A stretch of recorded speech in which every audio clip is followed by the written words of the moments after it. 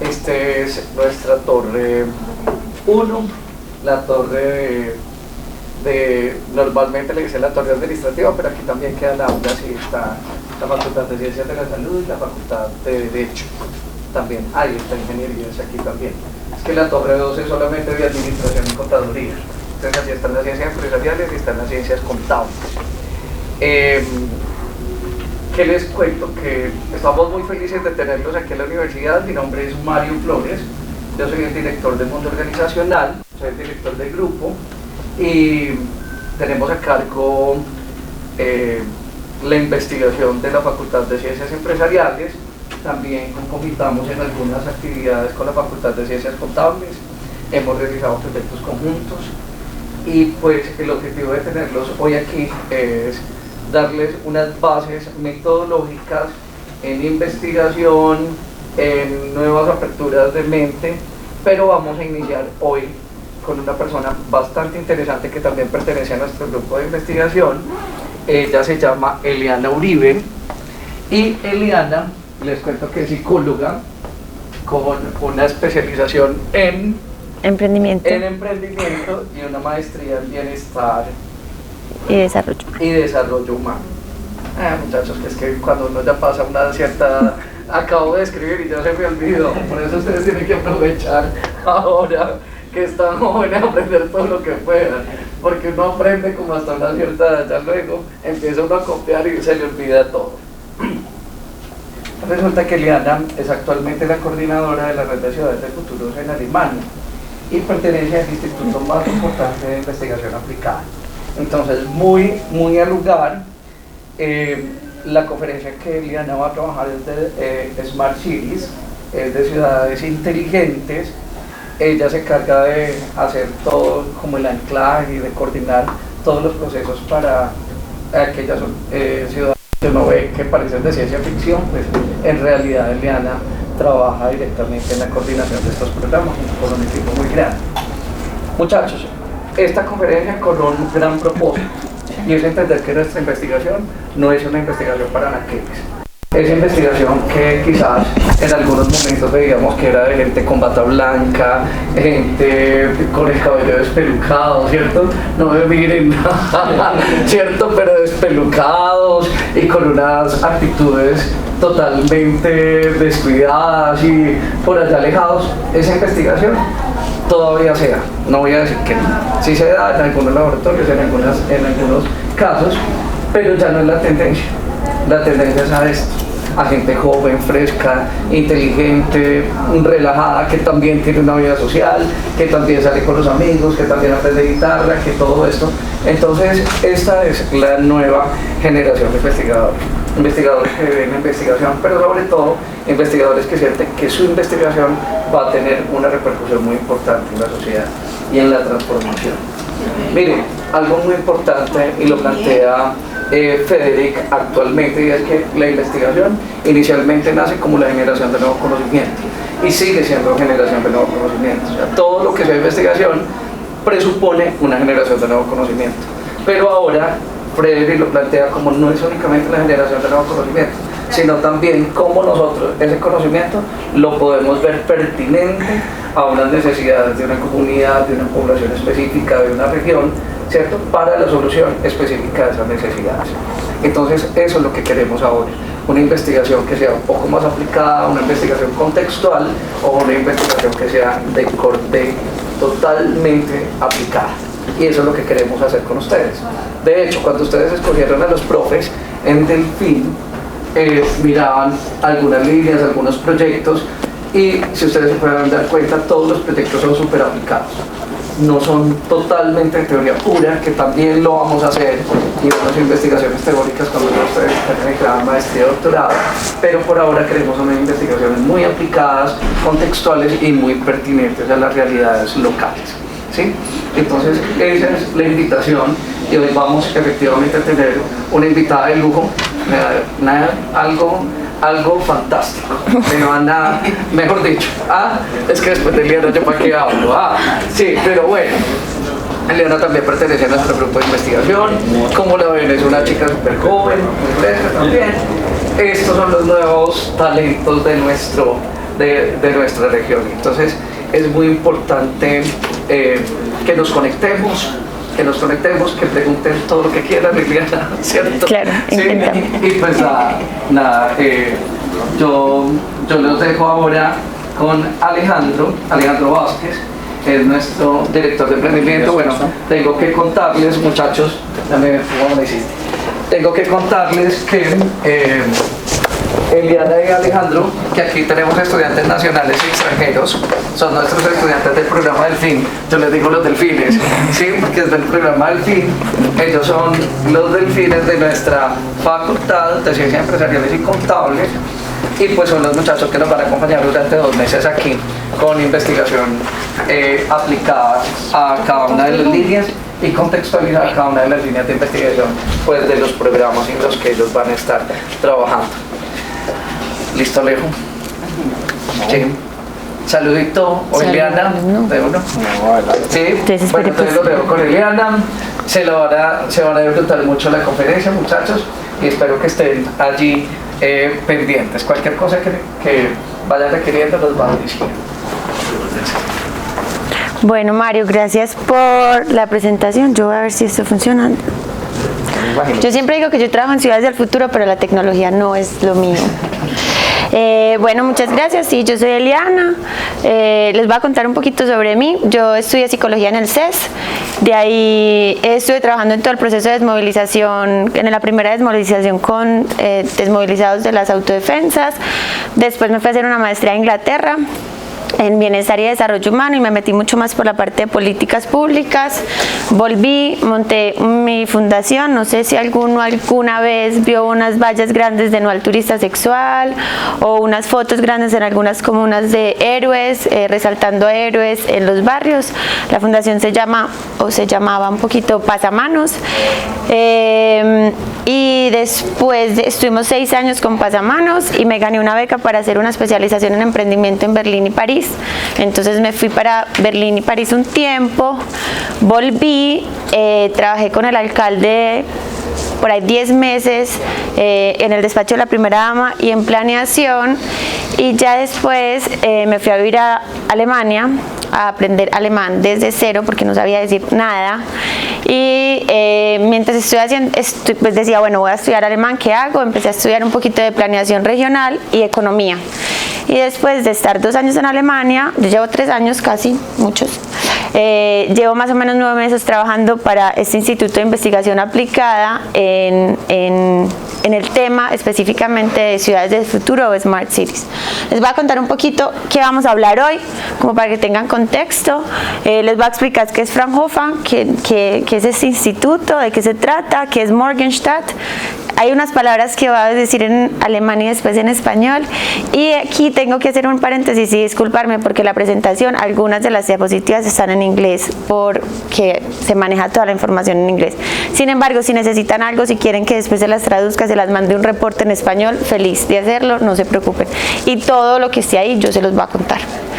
Les voy a explicar qué es el concepto de Smart Cities porque yo creo que uno lo oye mucho, pero es como importante hacer un poquito de contexto de qué se trata. Y al final vamos a hablar, o la gran parte de la conferencia, sobre datos curiosos de qué pasa con el CO2 y por qué hablamos de neutral y no de cero. Bueno, Fraunhofer, tengo acá unos datos puntuales. Fraunhofer es el instituto de investigación más grande de Alemania y yo diría que del mundo, que es investigación aplicada, que no es para hacer simplemente para tener reportes en unos papers y investigación teórica, sino que todo se comprueba en la práctica y todo se hace en la práctica. Es 30% financiado por el gobierno alemán y 70% por la industria. Entonces nosotros trabajamos, o sea, este instituto es tan grande que trabaja desde astrofísica, física cuántica, todo el sistema de aguas, electricidad, luz, y nosotros, en el que yo trabajo, es todo el tema de planeación urbana y gobernanza urbana, muy enfocada hacia eso, cómo va a cambiar en el futuro y qué es lo que está haciendo que cambie en el futuro, ¿cierto? Entonces nosotros nos ocupamos de ver cómo va a ser la educación, por ejemplo, en el futuro, ya que están, no sé si han visto, digamos, aplicaciones como Khan, que está todo en YouTube, que el acceso es diferente, ya la educación no es tan, digamos, vertical, sino más horizontal. Lo mismo pasa con el trabajo, entonces cómo se pueden mejorar todas las tecnologías para que el trabajo sea más fácil y se pueda hacer remoto. Yo, por ejemplo, siempre con el computador, si tengo buen internet, puedo trabajar desde cualquier parte del mundo. Sin internet no funciona. Bueno, y esto les estaba diciendo, nosotros nos encargamos de ver cómo son las tendencias al futuro. Ahorita les voy a contar un poquito de qué se trata, pero lo que más me sorprende es que cuando trabajamos con ciudades del futuro vemos que cada vez tratamos de hacer más fácil y más simple la vida. Y eso les voy a contar un poquito hoy. Bueno, ¿qué es Morgenstadt? Morgen, en alemán hay un truquito, y es que alemán junta un montón de palabras para hacer una. Entonces, mientras nosotros acá decimos la ciudad del mañana, ellos dicen mañana y ciudad. Entonces, Morgen es mañana y Stadt es ciudad. Entonces, la ciudad del mañana, que lo que nosotros decimos es la ciudad del futuro, ¿cierto? Yo coordino una red de diferentes ciudades y diferentes industrias que están todo el tiempo pensando, bueno, ¿qué va a pasar en el futuro? Porque es una combinación súper bonita, y obviamente con institutos de investigación. Es una combinación súper bonita porque la industria, o sea, las empresas son las que tienen el poder de transformar para bien o para mal, porque tienen a largo plazo, las políticas son más fáciles, son independientes y están 100% innovando todo el tiempo, pero necesitan a las ciudades como ese campo de batalla, no sé, para llevar a cabo esa innovación. Les voy a contar aquí un poquito un ejemplo. Digamos, Mercedes-Benz, que es una empresa súper grande de automotriz, es alemana. Ellos quieren y están muy adelante, no son los únicos, pero están muy adelante en carros autónomos, pero las regulaciones en Alemania son muy estrictas. Entonces en Alemania no pueden ensayar ni testear, y eso es digamos, en el área de innovación, eso es un obstáculo a la innovación, porque las regulaciones no dejan innovar. Entonces lo que nosotros hacemos es tratar de hacer puentes para que tanto la innovación como las ciudades puedan empezar a trabajar juntas en pro de beneficios para el mañana. Eso es lo que hacemos. Les voy a contar acá un poquito como los proyectos que nosotros hacemos. Entonces nosotros, para poder llevar eso a cabo, hacemos primero una parte de preparación, hablamos con la ciudad, leemos todos los datos, leemos todo lo que los indicadores que las ciudades tienen. Luego decimos, bueno, los focos temáticos, por ejemplo, en una ciudad como Medellín, ¿cuál serían? ¿Ustedes qué creen que Medellín tiene que mejorar o innovar en qué? ¿Alguno que se le ocurra algo fácil? Pero sí, mejoramos más a nivel nacional de los medios. Sí. Exacto, sí, pero digamos que puede hacerlo mejor. Y yo sumaría todo el dato de digitalización, de mejorar en temas digitales, o sea, que todo el mundo con aplicaciones pueda, no sé, ver a qué horas pasa el bus, por ejemplo. Y ahorita les voy a contar un poquito de eso. Entonces nosotros llegamos y decimos, bueno, esas son las áreas de investigación, vamos a ver los indicadores cómo están, y con base en eso nosotros empezamos a hacer el análisis y hacemos una mapa de ruta de qué es lo que necesitaría esa ciudad para poder mejorar, por ejemplo, estos focos de investigación en el futuro. Por ejemplo, tenemos una ciudad en India donde hicimos todo este testeo y pues reubicamos todo el sistema de transporte público, haciéndolo más circunvalar y que no tuviera que pasar todo por el centro, porque entonces en el centro se congestiona toda la movilidad. Lo que nosotros hacemos con eso también entonces es ayudar a las ciudades a través como de mejores prácticas, a que una ciudad aprenda de la otra, a hacer transferencia de conocimiento. Y al final lo que nosotros hacemos con este, digamos, mapa de ruta es crear y empezar a generar oportunidades para las empresas para atraerlas a estas ciudades. Y digamos, esto para una ciudad como Medellín es súper interesante porque así también atrae inversión extranjera para resolver esos retos de ciudad. En este momento nosotros tenemos un proyecto súper grande que a mí me gusta mucho, y es cómo va a ser el futuro del espacio público en las ciudades. Y acá les voy a contar, por ejemplo, ciertas cosas que nosotros vemos que se están avanzando. En temas nosotros lo tenemos en 4 ámbitos. El primero es todo el tema de desarrollo urbano y planeación urbana, que sea bonita la ciudad, y eso cómo conectarlo con la movilidad, porque no siempre ha sido así, pero nosotros ahora usamos mucho más el espacio público para movernos que por ejemplo para recrearnos, que antes era diferente. O antes se utilizaba el espacio público para hacer condenas, para hacer, el alcalde era en el espacio público en el que se comunicaba con sus ciudadanos, ya no, ya tenemos otras aplicaciones. Entonces el espacio público con la movilidad tiene una correlación bastante grande. Después todo el tema de ¿cómo se dice supply en España? Servicios, como servicios por ejemplo de manejo de basuras, todo el tema de electricidad, todo el tema de agua, o sea, todos los servicios públicos que uno tiene, gracias, todos los servicios públicos que uno tiene también tienen un papel importante en el espacio público, que yo creo que acá lo vemos mucho, ¿cierto? Entonces eso cómo se va a transformar en el futuro. Todo el tema de digitalización, esto es súper chévere, les voy a contar, por ejemplo, hay una ciudad en Holanda que tiene el alumbrado público, ¿cierto? Y el alumbrado público está lleno de sensores. En Holanda pues uno camina y lo sensaron todo. Si habló, si se movió, la temperatura, todo. La velocidad en la que iba. Y eso se llama como luces inteligentes, entonces las lámparas sensan la velocidad y la frecuencia con que la gente pasa por ahí. Y cuando la gente se empieza a mover muy rápido, es porque puede haber algo de o criminalidad o un desorden público, y esa luz cambia de color inmediatamente y se conecta con la policía. Entonces la policía llega directamente a ver qué fue lo que pasó, ¿cierto? Y así ellos también tienen una cosa que me parece súper bonita, es que se llama salud urbana. Entonces ellos dicen, yo quiero medir cuánta gente, no solamente va en bicicleta, porque ahorita que tú estabas diciendo que era súper futurística, digamos que Holanda y Dinamarca son de los países más avanzados, y en los dos el sistema de transporte público que más se mueve es la bicicleta.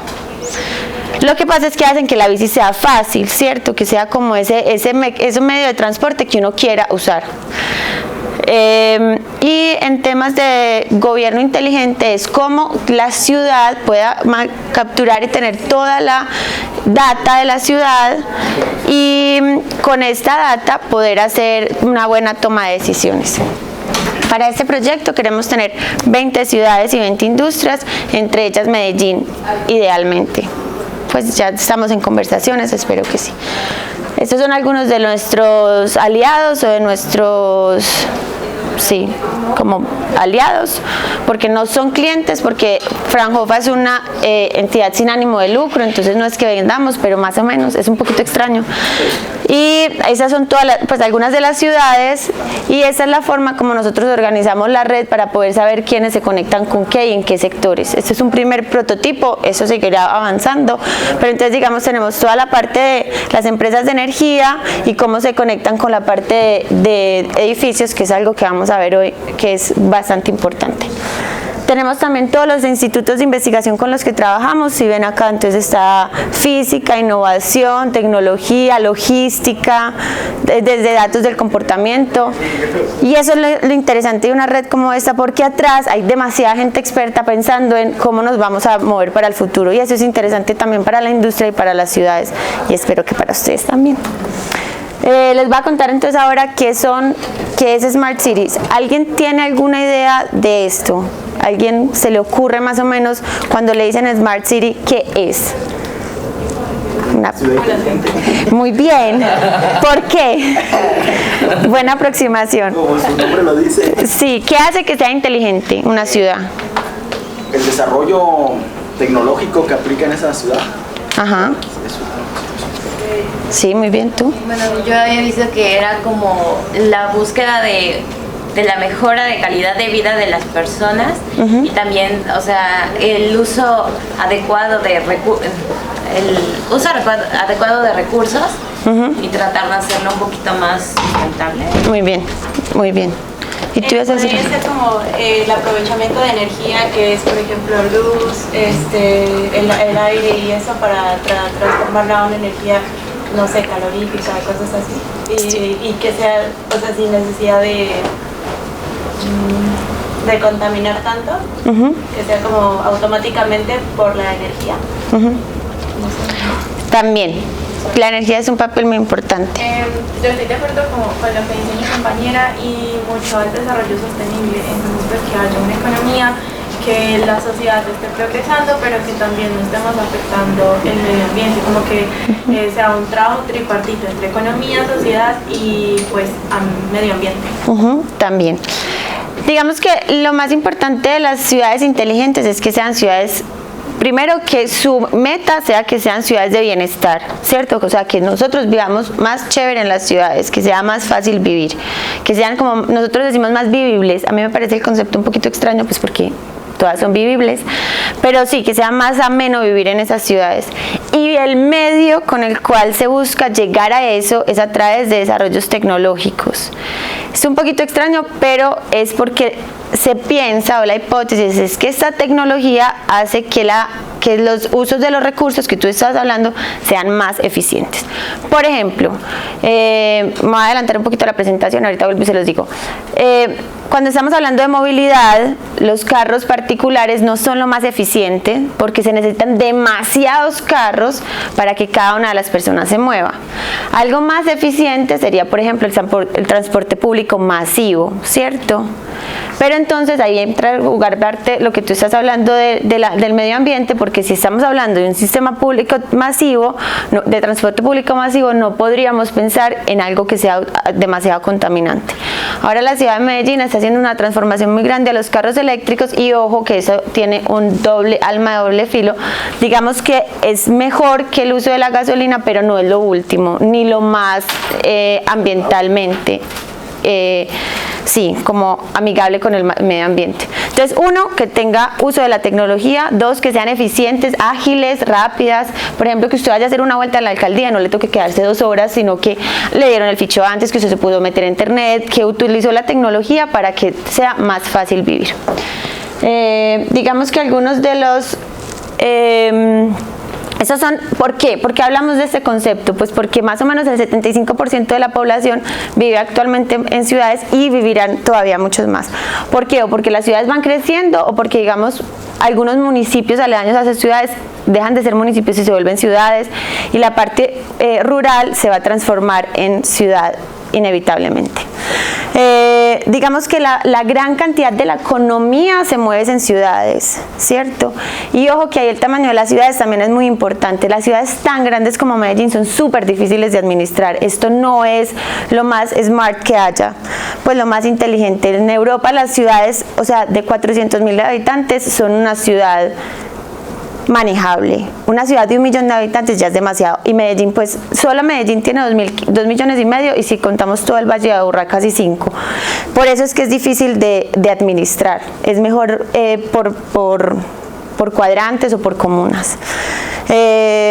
Y porque digamos que en las ciudades es donde se da el trabajo, donde se da el empleo, donde se da el transporte, las comunicaciones, etcétera. Sí. Hay un poquito acá, claro. Estamos similar a esa primera estadística. Colombia tiene 70% de personas viviendo en zonas urbanas y 30% en zonas rurales. Y me imagino que crecerá más. Ahorita que yo estaba viendo, por ejemplo, Llano Grande, yo creo que Llano Grande le faltan pocos años para empezar a ser ciudad. Si sigue como en ese, y ojalá lo hagan de manera planeada. Que no sé. Santa Elena. Llano Grande para todos es cercano al aeropuerto donde aterrizar. Se llama Río Negro, pues como municipio, y Llano, pues como es una planicie, se llama Llano Grande, pues, para que todos tengan como ubicación donde se orienten. Hace un poquito de frío. Digamos que cuáles son las oportunidades que tenemos cuando hablamos de temas de ciudades inteligentes. La primera es mejorar la calidad de vida, como estábamos hablando al principio. Ese tiene que ser como el objetivo principal, la sostenibilidad y obviamente la competitividad, que era lo que tú estabas hablando, como ese juego tripartito entre lo social, lo ambiental y lo económico. Y digamos que en Europa se invierte en crecimiento en el mercado como casi 1.3 trillones, se espera invertir 1.3 trillones en el desarrollo de ciudades para el año 2020. O sea, la inversión en ciudades es grandísima. Pero eso también tiene unos retos, ¿cierto? Porque entonces los mercados son fragmentados, es difícil la competitividad, hay una deficiencia en modelos de negocio en algunas ciudades, no todos, pues el mercado es irregular. Nosotros digamos, no sé, en las ciudades de ustedes es difícil si vamos a tener una negociación 1 a 1 con una ciudad como en Suecia, ¿cierto? Las condiciones del mercado son diferentes y difíciles y se necesita muchísimo conocimiento para poder hacer una cosa que se llama instalación de capacidades, que digamos a mí me parece que una universidad como la Remington tiene un montón de potencialidad para crear eso en sus estudiantes y en la comunidad. Ahora me voy a saltar entonces un poquito ya a los datos curiosos de CO2 neutral. ¿A alguien se le ocurre por qué hablamos de neutral y no de cero? Sí, tú. Si hubiera cero, se escaparía el calor del planeta. Sí, y no sé si es posible. Digamos, acá en esta aula estamos generando demasiado CO2 solo con respirar, ¿cierto? Y hay una compensación, digamos que la naturaleza funciona de manera compensatoria entre los gases que se emiten naturalmente, exacto, con el uso, pues con la absorción por las plantas, ¿cierto? Entonces nunca vamos a llegar a cero, eso no, ni se debería pensar en cómo reducir. Lo que pasa es que se desbalanceó, ¿cierto? Ya producimos bueno, reducir sí, pero no más de la cuenta. Producimos demasiado y las plantas no están siendo capaces de captar todo ese CO2, ¿cierto? Se está acumulando y se está yendo a mil cosas, no importa. Entonces, por eso decimos necesitamos llegar a un punto neutro, ¿cierto? Que las plantas puedan captar el CO2 y que nosotros dejemos de producir tanto. Yo voy a hacer la charla en 4 áreas que son muy importantes para la producción de CO2, donde podemos tener un trabajo importante y traje algunos datos curiosos. Y la idea es que al final podamos tener un poquito de conversatorio, si tienen dudas o si tienen conocimiento de algunas otras prácticas que quieran compartir, sería lo ideal. Entonces acá ya les expliqué por qué es CO2 neutral y no cero. Y vamos a empezar con el área de movilidad. Entonces, como les dice, está en inglés. El sistema de transporte más neutro en emisiones de CO2 es la bicicleta, obvio. Todo lo que sea vehículos no motorizados. Digamos que porque cuando hablamos de carros, esta estadística me parece muy interesante, un carro de una persona está el 94% de su tiempo parado, ¿cierto? Pero contribuye casi, no, espérate.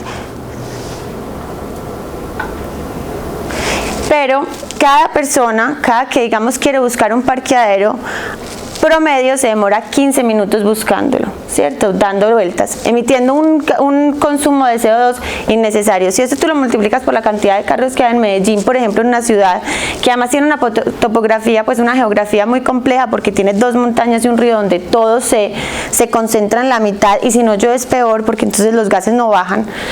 Eso es un montón.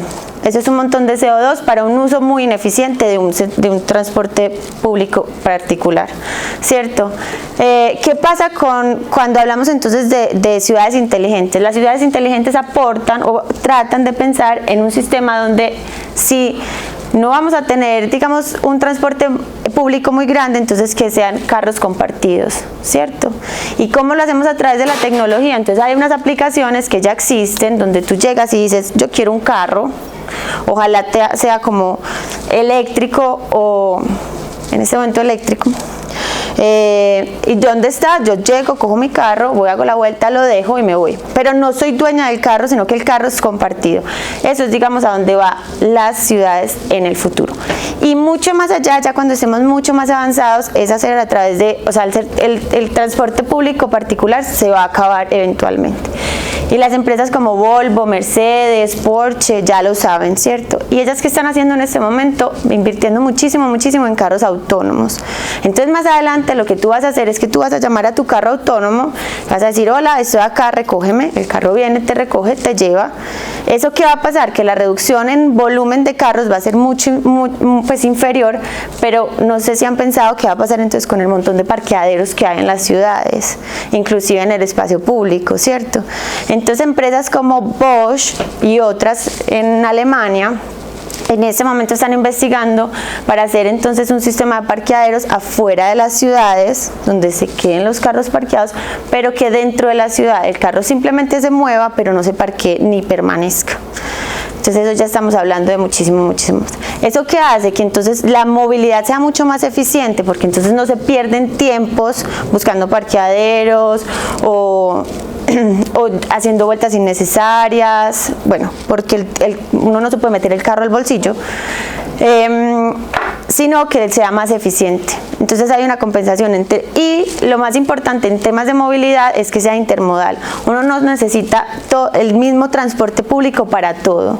Entonces, por ejemplo, a mí ¿qué me pasa? Yo vivo en una ciudad y trabajo en otra, como a 1 hora y media. Entonces yo me voy en bici, hay veces, en bici de mi casa a la estación del tren, ahí cojo un tren y ahí y cojo un bus y ahí llego a la oficina, ¿cierto? Cojo diferentes medios de transporte. Pero, por ejemplo, quisiéramos ir de paseo, entonces la ciudad alquila unos carros y cojo el carro. O sea, el carro como carro no es el diablo, sino que no es necesario tener cada uno un carro y vivir de él, ¿cierto? Sí. En términos, por ejemplo, como Medellín, que la bicicleta funciona en ciertas partes del valle, pero pues si uno vive en una parte de una loma o si trabaja en una de las lomas que tenemos, pues o se tiene que volver a competencia tipo Tour de Francia, o no puede montar en bicicleta, ¿cierto? Pues porque se vuelve complejo manejar las bicicletas. Hay bicicletas eléctricas, pero en otras partes Europa en general no tiene tantas montañas. ¿Cómo se soluciona eso?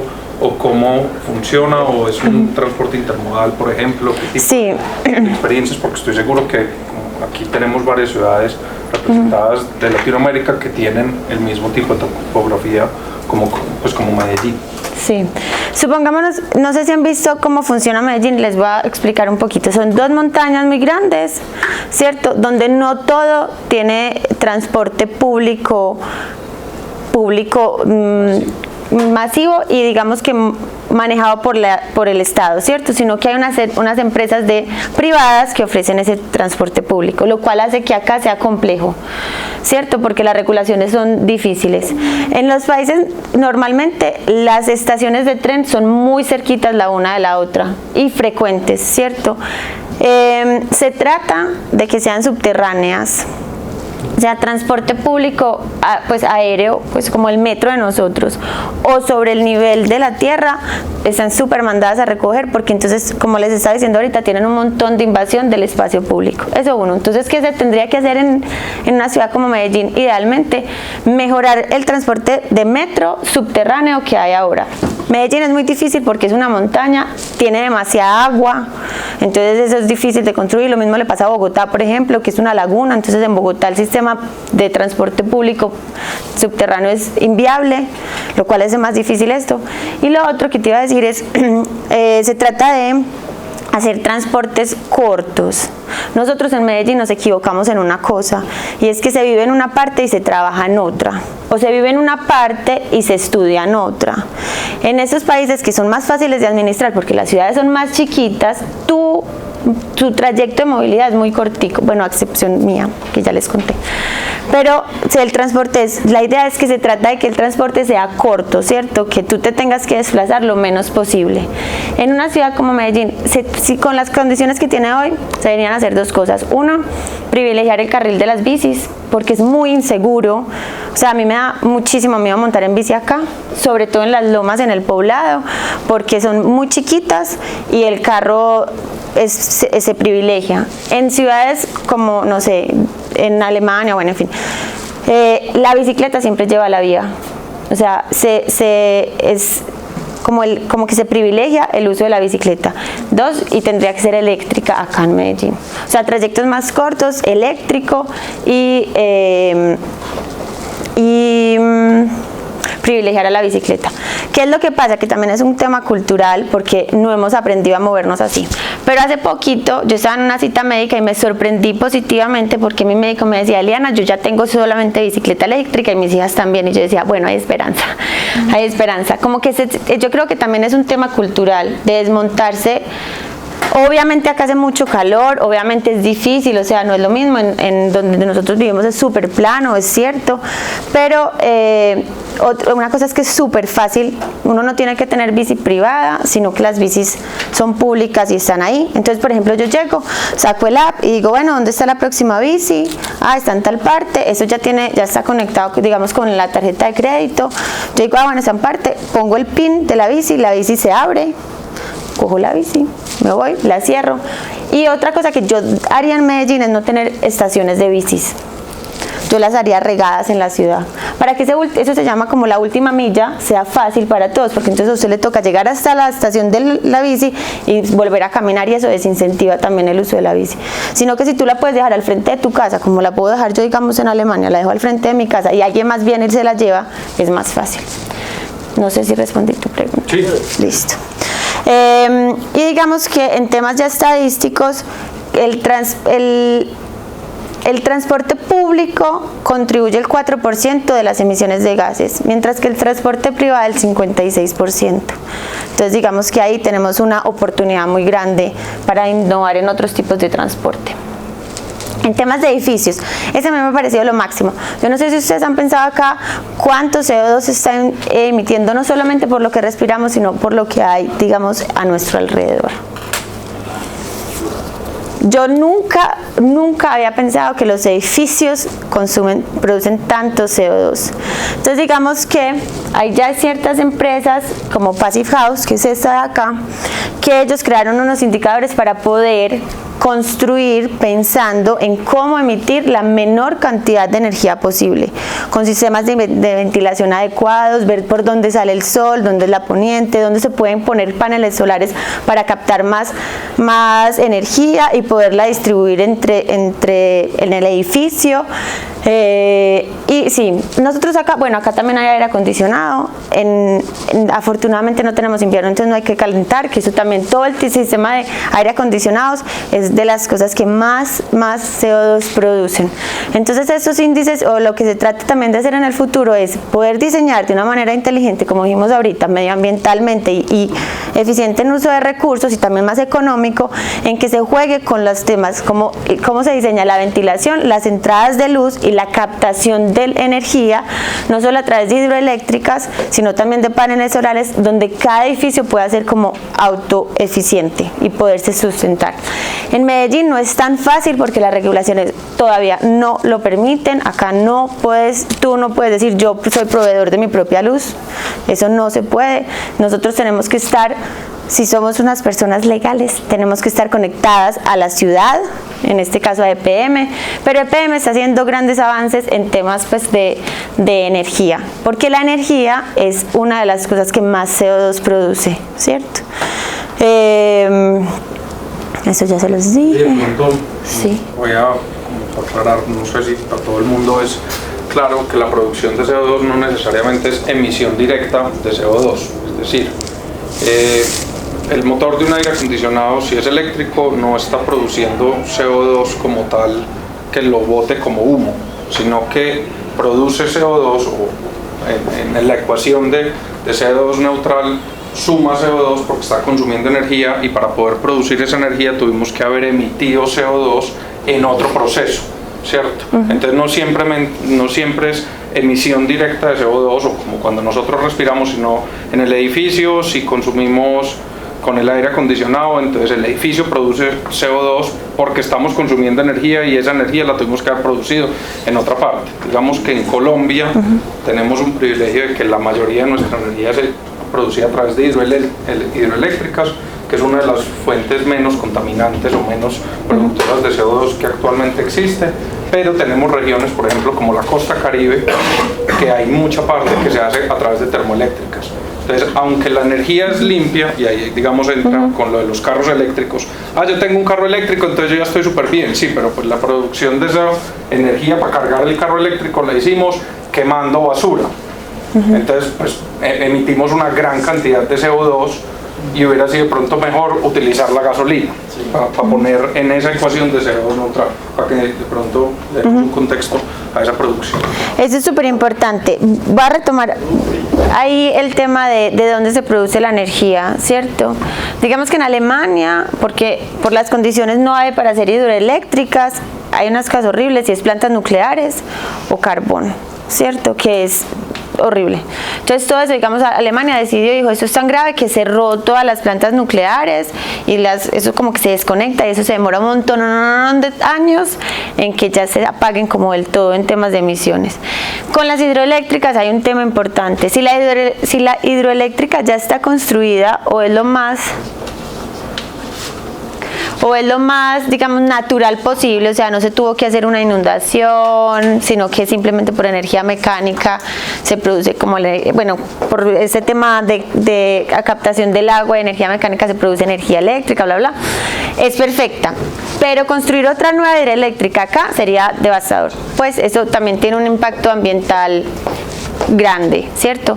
Es decir, si la hidroeléctrica está hecha es perfecta, es una de las energías más limpias, pero hacer una hidroeléctrica también hace un daño ambiental grande.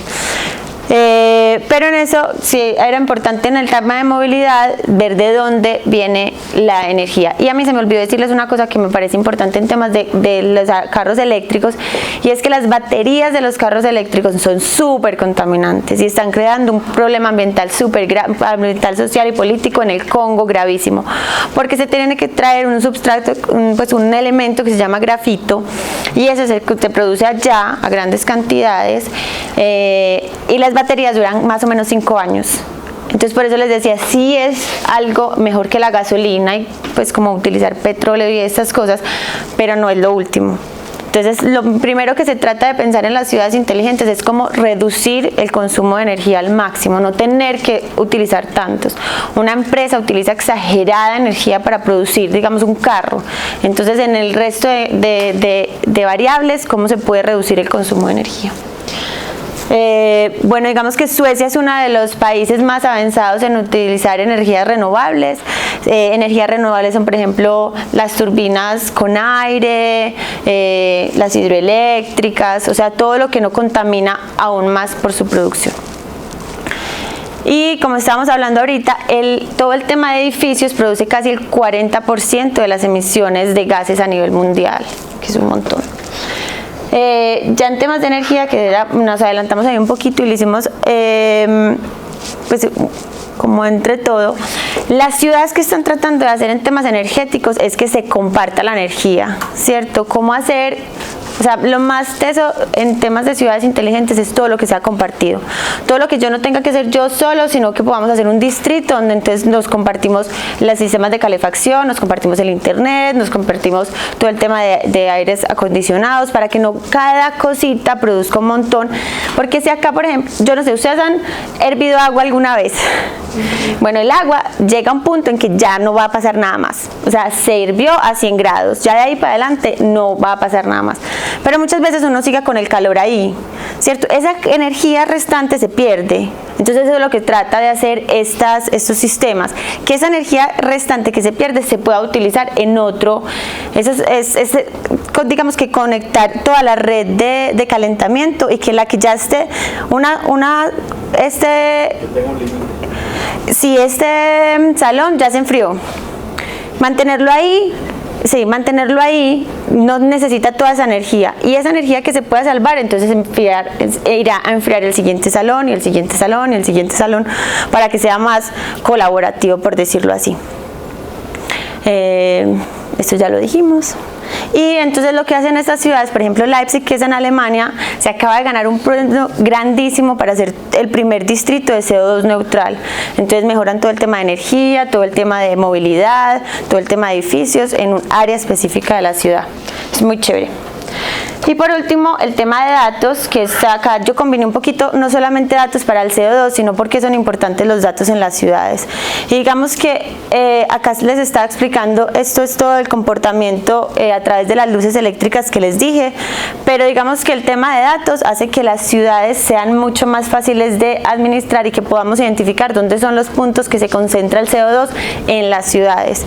Porque no en las ciudades pasa, pues funciona el CO2 de la misma manera. Entonces, ¿qué medidas específicas se tienen que hacer? Si en una parte es por temas de, o sea, identificar la causa por la cual se está produciendo más concentración de CO2. Si es porque los edificios ya están muy viejos y hay que renovarlos, si es porque se está concentrando un montón de movilidad en un solo espacio y se puede ir a trascender a movilidad más fácil, sostenible. Gracias, se me olvidan a veces las palabras. Y ahí digamos que el país más avanzado en temas de digitalización es Dinamarca. O sea, si uno va a Copenhague, es una ciudad, y a mí me ha parecido una cosa súper importante porque cuando tú llegas a esa ciudad es como si fuera tuya. O sea, la sabes manejar, es fácil de entender, todo está escrito, todo te hace, la señalización es buena, tú tienes una app y el app te explica todo de la ciudad. Es fácil moverse, no te pierdes. Yo ahora, bueno, como saben, yo vivo en Alemania y ahorita viniendo, no sé, cogiendo la regional del Poblado hacia Bello. El Poblado es en el sur y Bello es en el norte y la regional es la que va al lado del río. Yo decía, ¿qué es esto? Es que no hay una sola señalización y eso también hace que la movilidad sea más lenta porque entonces uno es así frenando todo el rato sabiendo si se tiene que mover o no. Allá no, allá el app te explica y te dice por dónde te tienes que mover, qué está pasando. Eso es una cosa muy importante en las ciudades si a ustedes les interesa, digamos, la planeación urbana, y es que a través de la digitalización el alcalde o el ordenador público tiene un acceso directo a la comunidad, entonces la comunidad no se siente perdida y desolada en una ciudad. Aquí ha pasado muchas veces que el metro colapsa y la gente se para en la mitad y nadie sabe qué tiene que hacer. A través de ciudades inteligentes lo que se trata es que entonces a través de una buena comunicación con el ciudadano, a través de esos apps, la persona se meta y diga, ya sé cuál es la ruta alterna que tengo que coger, ya sé que viene otro bus y me está proveyendo este servicio, como que se pueda mejorar esa comunicación y servicio al ciudadano. Esa era, digamos, hasta ahora mi exposición. Esos son mis datos, si alguno necesita escribir o tiene alguna duda o lo que quiera, súper feliz pues de responderles. Y ahora si quisiera pasar a un pedacito de la conferencia que me parece muy chévere, es si tienen alguna pregunta, algún comentario, algo que pase por ejemplo en sus ciudades, que digan cómo lo podemos mejorar o qué de otras ciudades que nosotros conocemos se puedan aplicar a las ciudades de ustedes. Entonces llegó el momento de darle la palabra. ¿De qué ciudades son? Veo que es México, pues algunas ciudades en México. De mucho. Hay México, hay Perú también, ¿cierto? A ver, vayan alzando manos. Perú, ¿está por acá? No, Ecuador. Solo México y Colombia. Ok, ok. México y Colombia. Y en Listo. Colombia tenemos Barranquilla y ¿qué otras ciudades? Manizales, Medellín tenemos acá. ¿Quién más? No, son tres Y colombianos. de México tenemos Del estado de Nayarit. Guadalajara. Ay, Nayarit, me encanta Nayarit. Guadalajara, ¿cuál más? Colima, Puebla. Sí, me gustan todos. Digamos, ¿ustedes cómo creen que la ciudad de ustedes se podría beneficiar de esto que vieron hoy? ¿Alguna idea que hayan dicho, qué chévere, nunca lo había pensado? ¿O algo que quieran compartir? ¿Sí? El año pasado participamos en una feria de ciencias y tecnología y unos chavos estudiaban ingeniería en tecnologías de la información. Ellos tenían la misma idea que usted está comentando de crear una aplicación donde te marque la ruta del autobús. Entonces tú ya sabes en qué momento va a pasar tu bus para que estés ahí en el momento exacto en el que va a pasar. Y pues igual es como un tipo de seguridad porque pues te marca qué tipo de bus viene y pues a veces allá pues la seguridad es un poquito fea, entonces pues ya sabes como en qué bus te fuiste y todo para que pues, a lo mejor en algún caso te puedan encontrar. Qué chévere. Y esos chicos desarrollaron la aplicación para poderla presentar ahí, pero no sé en realidad si la van a aplicar. Qué chévere. Digamos que esta es otra cosa súper importante y es que el tiempo de espera del transporte público se hace más, digamos, eficiente. Entonces eso me pasa a mí, por ejemplo, yo vivo al lado de la estación del tren y yo puedo utilizar hasta los últimos 5 minutos en mi casa antes de salir y cuando llego ahí está. ¿cierto? Mientras que acá pasa que uno tiene que ir y esperar media hora porque no sabe si llega, si no. Y eso también, ¿se acuerdan que hablaba ahorita de transferencia del conocimiento y capacidad instalada? Digamos que eso también es importante en una ciudad inteligente, que los recursos en tiempo sean muy eficientes en los ciudadanos. O sea, que los ciudadanos mientras están en el transporte público, digamos en Alemania pasa que el transporte público tiene internet, es fácil de trabajar en él, ¿cierto? O de leer, inclusive. Entonces, que el tiempo que se gasta uno en el transporte público sea un tiempo útil. Por aquí había alguien, sí. Bueno, yo también, complementando lo que comentó ella, en Guadalajara falta como una integración en el transporte público, porque pasa lo mismo, o sea, hay veces que vas a una distancia corta y hay una sola ruta de camión que te lleva, pero tienes que esperar media hora porque no pasa y pierdes muchísimo tiempo y la distancia es muy corta, entonces es como de no es sustentable.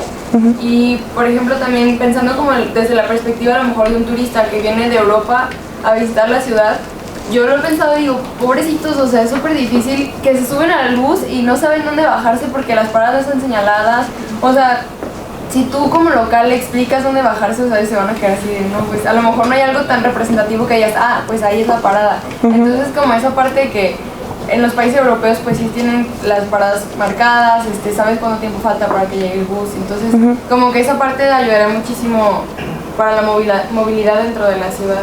Sí, ahí voy a hacer un paréntesis. Digamos que ahora con lo que se trata de hacer con las ciudades inteligentes, perdón, es que las ciudades puedan hacer como un salto cuántico, o sea, que no tengan que hacer toda la curva de aprendizaje que las ciudades, digamos, europeas ya han hecho, sino que puedan hacer un salto a poder avanzar en ese sistema. Eso no es ni cinco difícil de hacer, o sea, señalizar, poner una ruta, es difícil la reglamentación y el tema cultural, porque para nosotros yo creo que es igual, o sea, yo también me pierdo en el transporte público acá, pero es algo que es viable de hacer, simplemente no se hace.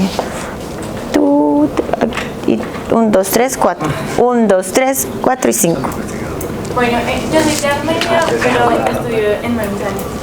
Y, por ejemplo, ahora lo que estabas diciendo del sistema de transporte en bicicleta, pues me imagino que ustedes conocen Manizales y la topografía de Manizales es horrible. O sea, es horrible y nosotros tenemos allá como 4 estaciones de bicicletas, pero pues nadie las utiliza porque es que uno en Manizales por donde ve falta. Entonces, por ejemplo, yo vivo en la parte más alta de Manizales y a 4 cuadras está mi universidad y es la parte más bajita de Manizales. Entonces ustedes se imaginan la super falda que tengo que subir. Entonces, por ejemplo, en bicicleta pues sería, o sea, es imposible.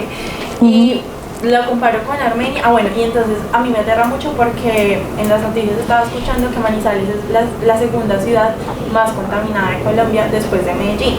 Pero entonces no es que esté justificando a Medellín, pero es que como una mini ciudad como Manizales puede ser la segunda ciudad más contaminada de Colombia. Y es que el transporte público de Manizales es horrible. Entonces ustedes van caminando y cuando menos piensan están rodeados de una nube negra. Porque los buses cuando pasan, además de que hay muchísimos buses, muchísimos para una ciudad tan pequeña, cuando ni siquiera son tan necesarios, porque son tan grandes, tan antiguos y que pasan tantas rutas y solo van 2 personas. Entonces se está contaminando un montón solo para transportar el conductor y otras 2 personas. Entonces eso, por ejemplo, cuando llegué a Manizales me pareció demasiado horrible. Vas por una avenida donde pasan todas las busetas, de verdad, muchas busetas de un mismo punto a otro punto y cada una como con dos pasajeros. Lo que no sucede en Armenia. Entonces en Armenia solo hay una empresa de buses, son unos buses nuevos y nunca estás rodeada de una nube negra contaminando. Y eso me parece muy triste de Manizales, además que Manizales tiene una cultura demasiado buena. Pero en cuanto al ambiente, de verdad contaminamos mucho. Yo no sé si ahí también juega un poquito papel la corrupción, ¿cierto? Porque no sabríamos entonces quiénes son los operadores de buses y por qué están pasando tan frecuentemente si no están ni siquiera generando retorno a la inversión, ¿cierto? Entonces en los países de nosotros la corrupción también juega un papel importante. Y yo volvería a decir lo mismo que le decía Alejandro, y es las bicicletas eléctricas, pues no es lo último, pero sí ayudan muchísimo. El tema de la corrupción pues es muy importante. Por ejemplo, en Manizales de verdad hay muchísimas empresas de buses y hay una en especial que se llama Serviturismo. Y hace 3 años más o menos empezaron a emplear unos buses que eran ecológicos, pues dicen ecológicos y que son a gas, son súper diferentes. ¿Y cómo les parece que sucedió algo muy triste? Y es que los buses viejos, entonces ellos tienen, estos buses están pintados de una manera diferente y dicen ecológico, ecobús, yo no sé qué. Y los buses viejos, antiguos, que como les digo contaminan un montón, los empezaron a pintar de esta manera. Ah, sí. Ustedes lo pueden creer, entonces obviamente uno lo ve y uno piensa esto es ecológico, esto es bueno, y cuando se sube pues uno que ya sabe cómo son los buses en Manizales y cómo empieza a comparar todos los buses, uno dice pues este es el viejo. ¿Qué irá? ¿Qué irá? ¿Tú ibas a hablar?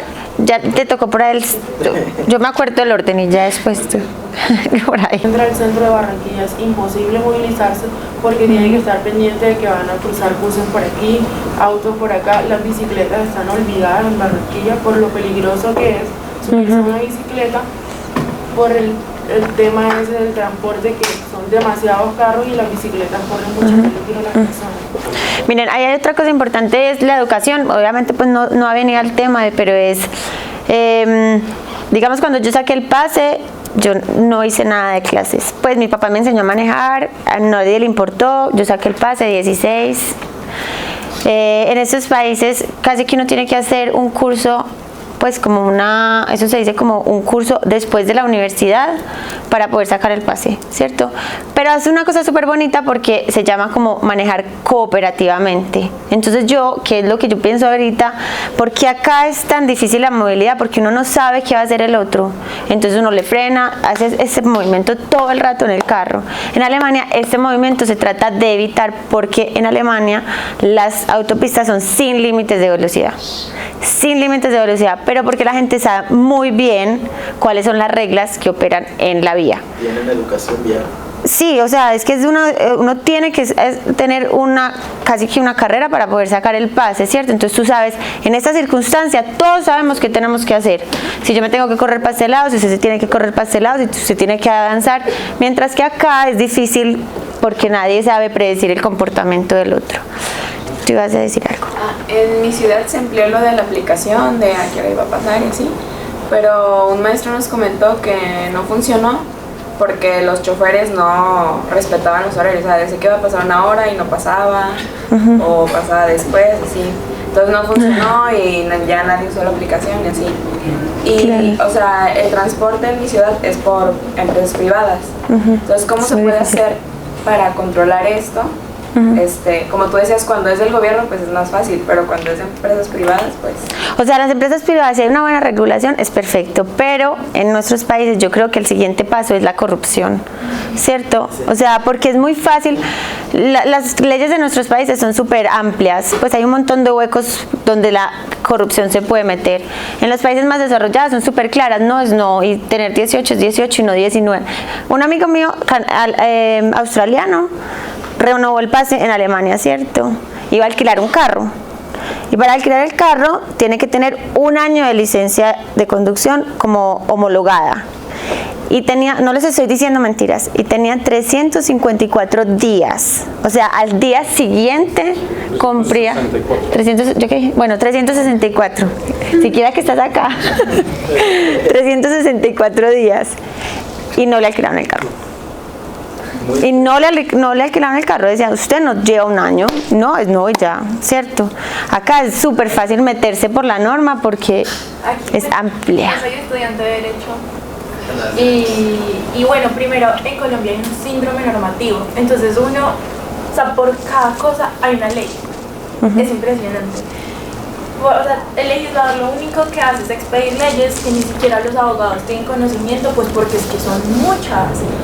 Igualmente, son tantas que ni siquiera las cumplen. Entonces, no es tanto la cantidad, sino la calidad. O sea, de que sean poquitas y sean... Que sea clara. Por ejemplo, yo tengo una amiga que no sabe manejar en lo absoluto y tiene pase. Por corrupción. No hay otra cosa que no sea corrupción. ¿No? ¿Cómo hace para sacar un pase sin saber manejar? Total. Digamos, ya vamos a continuar con las preguntas, pero para mover un poquito el debate más que a solo contar la experiencia, empecemos a ver qué se nos ocurre o qué podemos proponer, ¿cierto? Para que vayan pensando los que tenían los números. Yo de Smart Cities empecé a conocer después de que Eli me habló del tema y me dijo, esto, digamos que la tecnología es algo adicional, pero no es el punto central de Smart City, sino la parte fundamental es cómo mejoramos la calidad de vida. Entonces, dentro de todos los cosas, a mí me llamó mucho la atención cuando estaban hablando de distritos, digamos CO2 neutral, entonces cómo planear una ciudad para que sea más eficiente. Entonces empecemos a pensar cosas, por ejemplo, esto creo que fue en Singapur o en Hong Kong. Entonces dijeron, vamos a coger como 10 cuadras o algo por el estilo y vamos a diseñarlas, que es un distrito nuevo, vamos a diseñar dónde van a ir los edificios de vivienda, dónde va a haber parques, dónde van a estar las paradas de bus. Pero llegaron a un punto donde dijeron, vamos a estudiar cómo se verían las sombras de los edificios que construyamos de acuerdo a cómo funciona o cómo sale el sol y se esconde durante todo el año. Entonces cogieron datos y empezaron a decir, ¿qué pasa si ponemos los edificios altos en este cuadrante? ¿Qué pasa si lo ponemos en este? Y entonces, de acuerdo a eso, dijeron, el parque de esta esquina tiene que estar aquí, porque si no, vamos a tener que los edificios de acá a las 4 de la tarde le van a dar sombra, entonces vamos a tener que poner iluminación desde más temprano. Las personas, digamos, de tercera edad no van a poder salir porque les va a dar frío en las épocas de invierno, y entonces pensar desde el principio en cómo decir, el parque lo vamos a poner en este punto y vamos a poner los edificios en este otro para que nunca tenga sombra de los edificios y siempre se pueda aprovechar el parque. Es cómo reducir la emisión de CO2, porque no vamos a tener que tener alumbrado en el parque, en verano lo vamos a tener iluminado hasta las 10 de la noche y se va a poder disfrutar, ¿cierto? Esto era en una parte donde hay estaciones.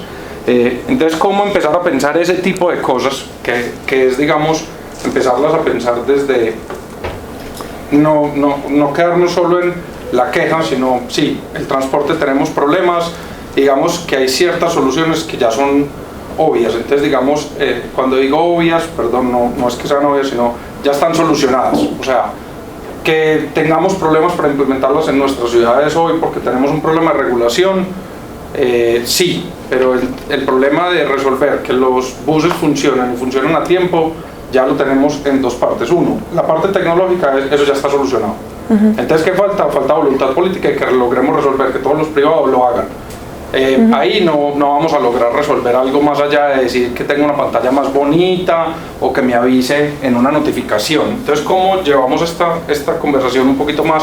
Aprovechar que Eli tiene mucha experiencia en otras ciudades. ¿Cómo podríamos empezar a pensar o qué otro tipo de problemas ustedes dicen, vea, ¿sabe que siempre en la ciudad de nosotros nos pasa esto? Y cómo desde aquí, desde las experiencias que tenemos en este salón, podemos de pronto empezar a tener cierto tipo de información que ustedes después digan, vamos a hacer un proyecto de investigación en cómo podría ser aplicable esto y qué tipo de legislación y otro tipo de problemas nos podríamos encontrar para aplicarlo, pero para que hagamos un poquito más productiva en términos de soluciones y de problemas y que nos enriquezca a todos, si les parece. Perfecto. Vamos a moderar. ¿Tú querías decir algo? Sí, pero ¿quién falta por hablar? Ella y él. Yo me sumo al que sí. Bueno, a mí siempre se me ha ocurrido, yo soy de la Ciudad de México. Es un problema horrible el transporte, porque pues pasa eso de que todos estudiamos en la ciudad y algunos vivimos en el estado. Entonces siempre ha sido un problema, las personas de la ciudad siempre se quejan de los del estado porque pues invaden el tráfico. Yo siempre he pensado que allá el problema es cultural, muchísimo. La gente se queja bastante de que si les dices, van a usar bicicletas, uy, no, es que venimos en carro. Entonces a mí se me ocurría, ¿por qué no, por ejemplo, las personas que trabajan usan el carro, no sé, de una delegación a otra y lo dejan parado todo el día? ¿Por qué no rentar los carros? Por ejemplo, otra persona, hacer una aplicación donde tú dejes tu carro y mientras tú estás trabajando en una oficina, tu carro le pueda servir a otra persona para moverse, que lo tome ahí, vaya donde tiene que ir y no sé, si sales a las 6, a las 4 lo redirecciones para que vuelva cerca del punto donde tú estás. Eso para mí sería una solución porque habría menos carros y las personas podrían utilizarlo como colectivamente. Claro. Pero es parte de la cultura, o sea, que las personas cambien como ese chip. Es difícil. Es que a mí me parece lo que estabas diciendo tú. O sea, lo que uno siempre se pregunta es por qué si el desarrollo tecnológico existe, si ya hay ciudades que lo implementan y funciona, o sea, ya la solución está, o sea, ya se pasó del piloto a la experimentación y ya funcionó, ¿por qué no se aplica? ¿Cierto? Yo concluyo en dos cosas. La corrupción, a mí me parece que es la mayor complicación en nuestros países, y un tema cultural, que se volvería también con lo que tú decías como de voluntad política. Ahí, volviendo como a retomar lo que decía Alejo, es, ¿ustedes cómo creen que, digamos tú, que viste esta charla, que ya sabes que hay cosas, que tenemos esta cercanía con Alemania, ¿cómo crees que podríamos vincular ese reto de tu ciudad con algo que nosotros ya hemos implementado, ¿cierto? Si podríamos, digamos, generar una conexión directa entre algunos de los startups con los que nosotros trabajamos, empresas, con la ciudad de ustedes, para que compartan conocimiento o algo así, porque sí sería interesante, y voy a retomar lo que tú dices, que cuando ustedes vayan otra vez a sus ciudades digan, no, ya podemos hacer esto, o tenemos el contacto con Alemania y podemos traer algo así. Incluso para agregar como el tema, es empezar a darnos cuenta cuáles, digamos, los problemas detrás, o vamos a coger este específico que aquí en Colombia nos pasa exactamente lo mismo. ¿Cómo podemos empezar a entender este problema? Entonces, en este punto marcado que lo trae. Bueno, no, pero no hay problema. Para que hablemos, digamos, específicamente del caso de compartir carros. Entonces ahí vamos a tener varios temas. Uno, tenemos un tema cultural, y es todavía específicamente en Latinoamérica queremos ser dueños de, ¿cierto? Y ser dueño de significa estatus social. Entonces tenemos dos componentes.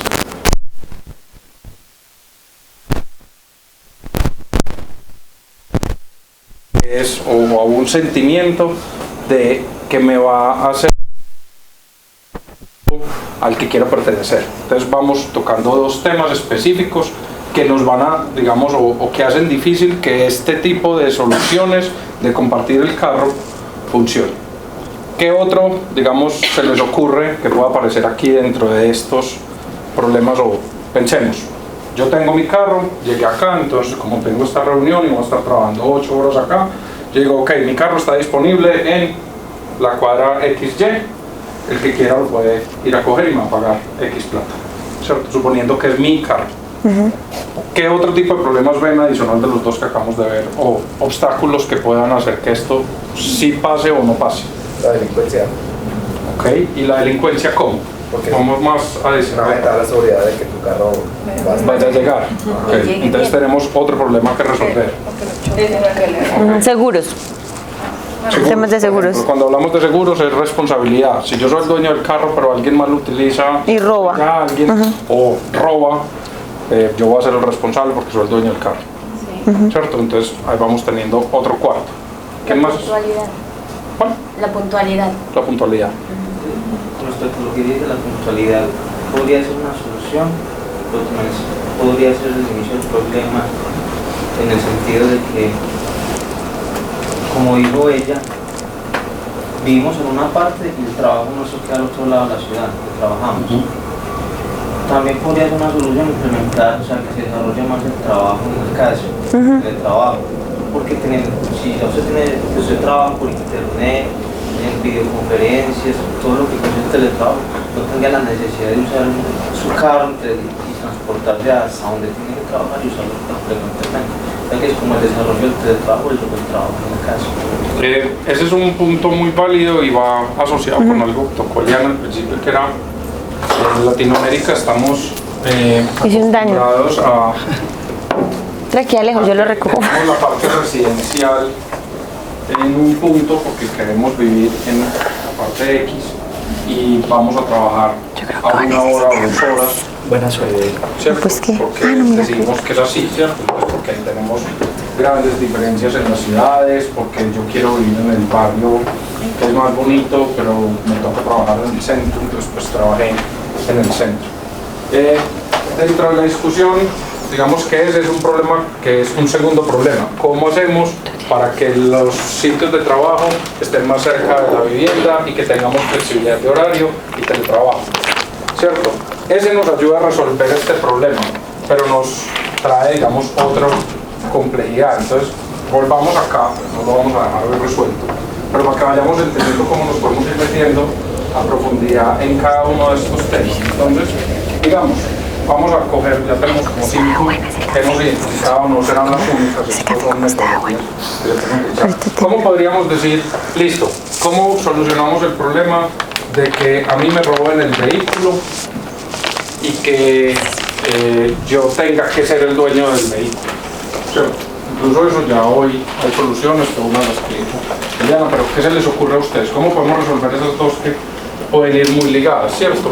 Si el carro no es mío, pues yo ya no voy a estar tan preocupado de que me lo roben, entonces me ayuda a solucionar. ¿Qué creen que puede haber dentro de esa solución? Una ¿Cómo podríamos? asociación con algún tipo de empresas, ¿no? De fabricantes de automóviles, planear el proyecto y estructurarlo y que ellos... ¿Pero cuál sería la solución? Ese es el cómo. Sí. ¿Cuál sería la solución? Pues que ellos pusieran los carros y ya simplemente... Ok, o sea, carros alquilados. Sí, para ellos pusieran a disposición ciertos carros y ya pues cada quien se afilia a la aplicación y estás contratando carros, así como las bicicletas, claro, variarlos en distintas partes de la ciudad. Aquí, generar como una red de contactos, una comunidad, que yo tengo un carro, ella lo quiere, entonces yo la conozco, entonces ella me lo está alquilando y ella conoce a alguien de confianza y así se hace una red. O sea, el carpooling.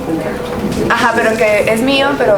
Sí, eso es carpooling, ya vamos a tocar. Entonces vamos, carpooling, carros alquilados. Yo creo que un sistema de identificación certera, que me dé certeza quién es la persona que esté manejando mi carro, que aunque por alguna manera yo no la conozca o no sea un conocido mío, pues simplemente si choca o si causa algún daño, yo saber quién era la persona que estaba usando mi carro a esa hora. Ok, voy a hacer acá un paréntesis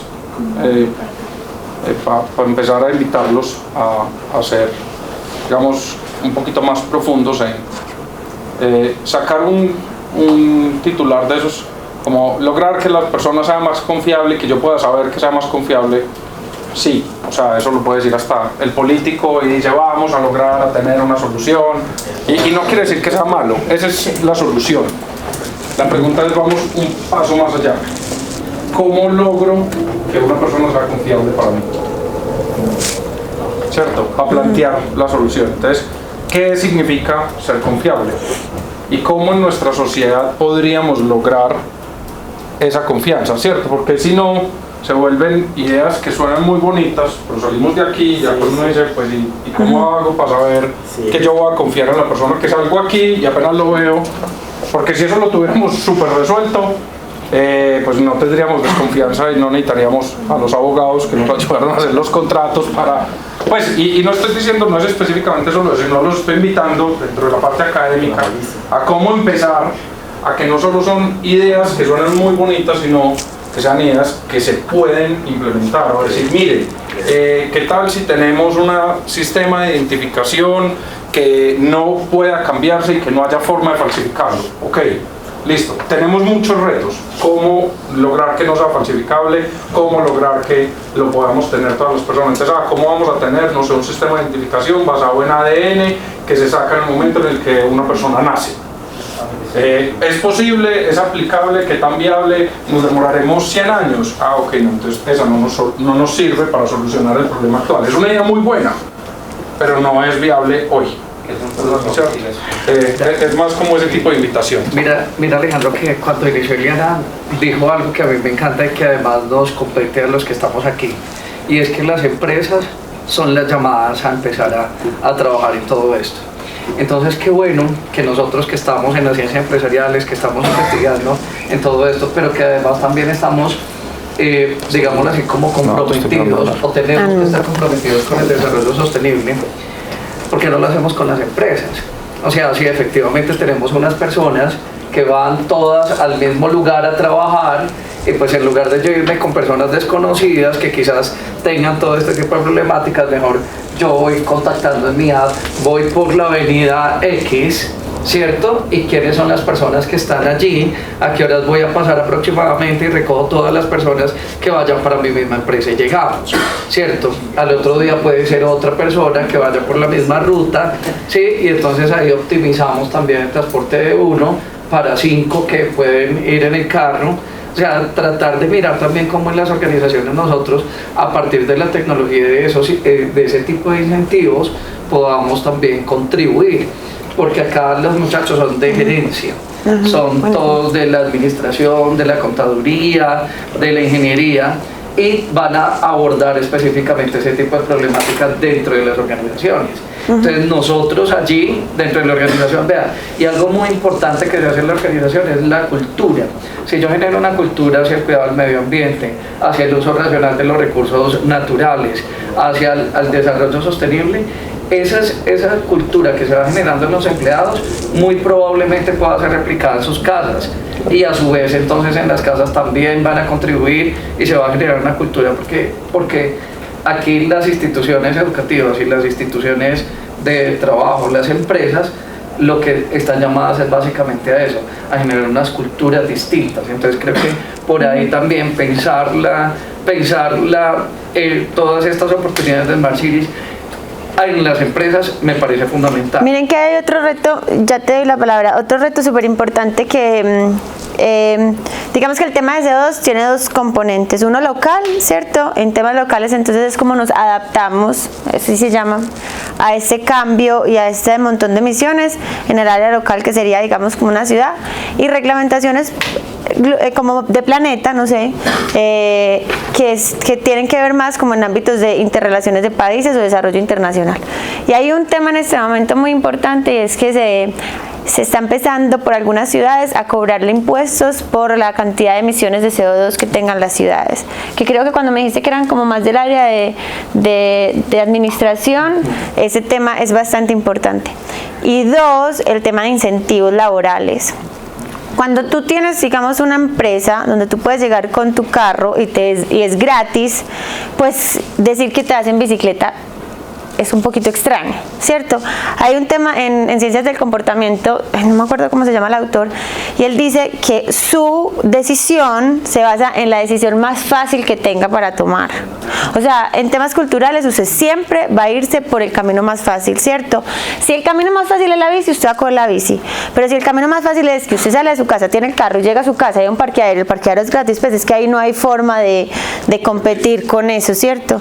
Pero si usted se lo hacen difícil porque hay un peaje, porque no sé, no puede entrar a todas las partes de la ciudad, porque entonces el parqueadero es carísimo, el pico y placa, yo no soy muy fan del pico y placa, pero el pico y placa, ya te digo porque no estoy muy fan, pero que el parqueadero en tu oficina es súper caro, entonces tú dices, bueno, llego hasta acá, y acá cojo la bici, no sé, y te montas en otros sistemas de transporte más amigables con el medio ambiente, pero porque hay un tema desde las instituciones de incentivos y desincentivos. Lo que tú estás tocando es economía del comportamiento, que es del premio Nobel de Economía de hace 2 años. Incluso el libro se llama Un pequeño empujón, es uno con el puede ser. Logró, y básicamente, para hacer paréntesis acá pequeño y dar 2 palabras que están acá, básicamente lo que él dice es cómo logramos, sin que haya restricciones, por ejemplo como el pico y placa, que los comportamientos se cambien. Para ponerles un ejemplo sencillo, estamos en una cafetería y queremos que las personas coman más vegetales en vez de papitas fritas, ¿cierto? Él dice, la forma no es cogiendo y escondiendo las papitas fritas y que a mí me toque preguntar por las papitas fritas, eso es una restricción, ¿cierto? Y eso, digamos, en todo el punto es, no permite que yo libremente decida qué quiero comer, ¿cierto? Y pongo esos obstáculos. Él lo que dice es, ¿qué pasa si lo que hacemos es, si las bandejas arrancan por acá, todos los vegetales son los primeros y lo último que ponemos son las papitas? El acceso a las papitas no está restringido, yo puedo decidir, si yo quiero papitas, puedo venir de primero las papitas y decir, quiero que me sirvan medio plato de papitas, ¿cierto? Pero ¿qué pasa? La mayoría de la gente, como sabe que arranca por acá, entra, y nosotros en general tendemos a repetir los comportamientos y a seguir las reglas. Entonces entramos por acá y ¿qué decimos? Sírvame esto, sírvame esto. Cuando llegamos a las papitas, tengo el plato lleno. Entonces, la parte efectiva es aumentar el consumo de vegetales, disminuir el consumo de papitas, pero no le restringir a nadie el consumo de papitas. Lo mismo pasa, por ejemplo, Alejo, con el uso del ascensor o las escaleras. O sea, está más o menos comprobado que si usted no ve dónde está el ascensor, usted se va por las escaleras. Pero si el ascensor usted lo ve, usted va a coger el ascensor, ¿cierto? Entonces también es como en temas de planeación urbana donde se ubican ciertas cosas para que la gente siempre elija la opción. Perdón, y yo le digo nada más, o sea, para cerrar un poco lo que ustedes plantean con el contexto de ellos, acá están los muchachos de marketing. Y el de marketing sabe cómo tiene que ubicar en la vitrina que va a vender, a dónde va a ubicar, porque lo de arriba muy probablemente no se vea y lo de abajo da pereza acurrucarse a agarrarlo. Entonces es para esto, y ellos lo saben, es que tenemos que ir ajustándonos también a lo que ustedes conocen. El abogado sabe cómo una norma puede hacerse muy compleja, muy sencilla, muy estructural o muy empírica también, ¿cierto? Y los administradores también conocen cómo cambiar culturas y cómo generar también necesidades a partir de una sociedad que tiene unas necesidades distintas, pero yo las quiero cambiar y se las cambio. Y eso es lo que ha hecho últimamente la empresa. Por eso la empresa está llamada a conservar cultura, porque ellas cambian culturas de una forma a otra. Cada antes se enamoraban comiendo bandeja paisa o invitando a comerse un sancocho. Sí, ya ahora una niña le invitan a comerse un sancocho, una bandeja paisa, pues terrible, ¿sí? Tienen que invitarla a comer una hamburguesa o algo en unos lugares específicos. Entonces ese cambio de cultura nosotros también lo podemos hacer. Si se cambió para mal, se puede cambiar para bien. Eso. Sí, bueno, era sobre el tema de... Sí, lo del carro que estamos todavía solucionando. Y pues estaba pensando en que se podría funcionar un tipo de aplicación parecido a Uber, pero en el que en vez de que el carro esté en movimiento, que el carro esté estacionado en algún lugar y que por un precio competitivo puedas tomar el carro y llevarlo hasta el lugar que ocupas, dejarlo y que otra persona ahí lo pueda utilizar, pero que el carro sea como que el dueño del carro sea una persona que esté recibiendo pues la comisión por el uso del mismo carro, y que las personas que puedan utilizar los carros sean personas que tengan un perfil verificado, y pues que también dentro de la cuota se incluya como un seguro, como un seguro o una pequeña cuota por si pasara algo. Digamos, eso se nos junta aquí con alquiler de carros prestados y ya sigue. Yo creo que, por ejemplo, en México no convendría hacer eso que él dice de que se pongan a hacer cada empresa los carros, porque obviamente la gente lo que necesita es motivación. Si tú le das tu carro, va a decir, pues yo tengo dinero y mi carro ahí está, ¿no? Entonces, como que eso motiva más a que la gente con su mismo carro, pues lo deje. Y a mí igual me había ocurrido algo así como Uber, o sea, Uber ya está controlado los conductores, le pones estrella, igual lo mismo. O sea, que después de usar tu carro, tú califiques cómo lo dejó, entonces ya otra persona decida si se lo presta o no. Igual como que haya códigos QR, por ejemplo, para controlar quién se sube al carro y todo eso. O sea, como que por medio de la tecnología se puede solucionar quién se sube. Voy a dar un paso, y es, quería ver qué nos surge acá, pero esas soluciones que ustedes están diciendo ya existen, ¿cierto? ¿En qué sentido ya existen? Ya hay empresas que son dueñas de carros que están parqueados por las diferentes ciudades, son carros eléctricos, y yo digo, muéstrame, así como están las bicicletas, qué carro hay disponible. Tengo un carro a una cuadra, yo digo, lo voy a utilizar, lo abro, entro al carro, utilizo el carro, y después digo, ya no lo estoy utilizando, y lo vuelvo y lo dejo en otra estación en cualquier parte de la ciudad cargándose. Y son de empresas propias donde yo pago solo por el uso específico del carro. Entonces, ¿qué pasa? Ese inmediatamente lleva a que la cultura es, yo ya no tengo carro, ¿cierto? O sea, y eso, aunque hoy decimos, ay sí, en nuestra cultura, lo digo específicamente en Colombia, estoy seguro que se replica en Latinoamérica, todavía hoy el decir yo compré un carro es un logro, porque significa que estoy ascendiendo en la escala social, ¿cierto? Entonces, ¿qué pasa? El problema no es si la solución existe o no, es cómo nos vamos a preparar para entender que las nuevas generaciones como ustedes entiendan que no es importante ser dueño del carro. O sea, que ni siquiera hay que ser dueño del carro, así como hoy pasa que muchos de ustedes hoy pueden utilizar más Uber que un carro privado, ¿cierto? En México también está, que es Rappi, ¿cierto? Yo les digo, yo ya no merco, simplemente utilizo Rappi. ¿Por qué? Porque me ahorra tiempo, ¿cierto? Entonces, ¿cómo logramos que eso se vuelva, que sea algo en grandes cantidades, ¿cierto? Hay un pedazo que va a ser generacional, o sea, evidentemente decirle a mi papá que no tiene carro y que él va a compartir el carro y que alguien se va a montar el carro de él, no va a decir ni por el berraco, ¿cierto? O sea, no se van a montar el carro, pues no voy a dejar que alguien se monte porque entonces me lo dañan, me lo rayan, etcétera. ¿Cómo lograr, entonces, qué vamos a pensar para que tengamos unas adopciones de ese tipo de modelos de negocios más rápidas en Latinoamérica? ¿Cómo logramos cambiar la mentalidad de que no tengo que ser dueño del carro, sino cuándo puedo utilizar el carro y solo me interesa ser dueño en el punto en el que lo necesito, ¿cierto? Porque ya no, o sea, ya ni siquiera es una inversión. Antes los carros en Latinoamérica y al menos en Colombia eran, o sea, no perdían valor. Entonces yo decidía comprar un carro y tenía como un activo.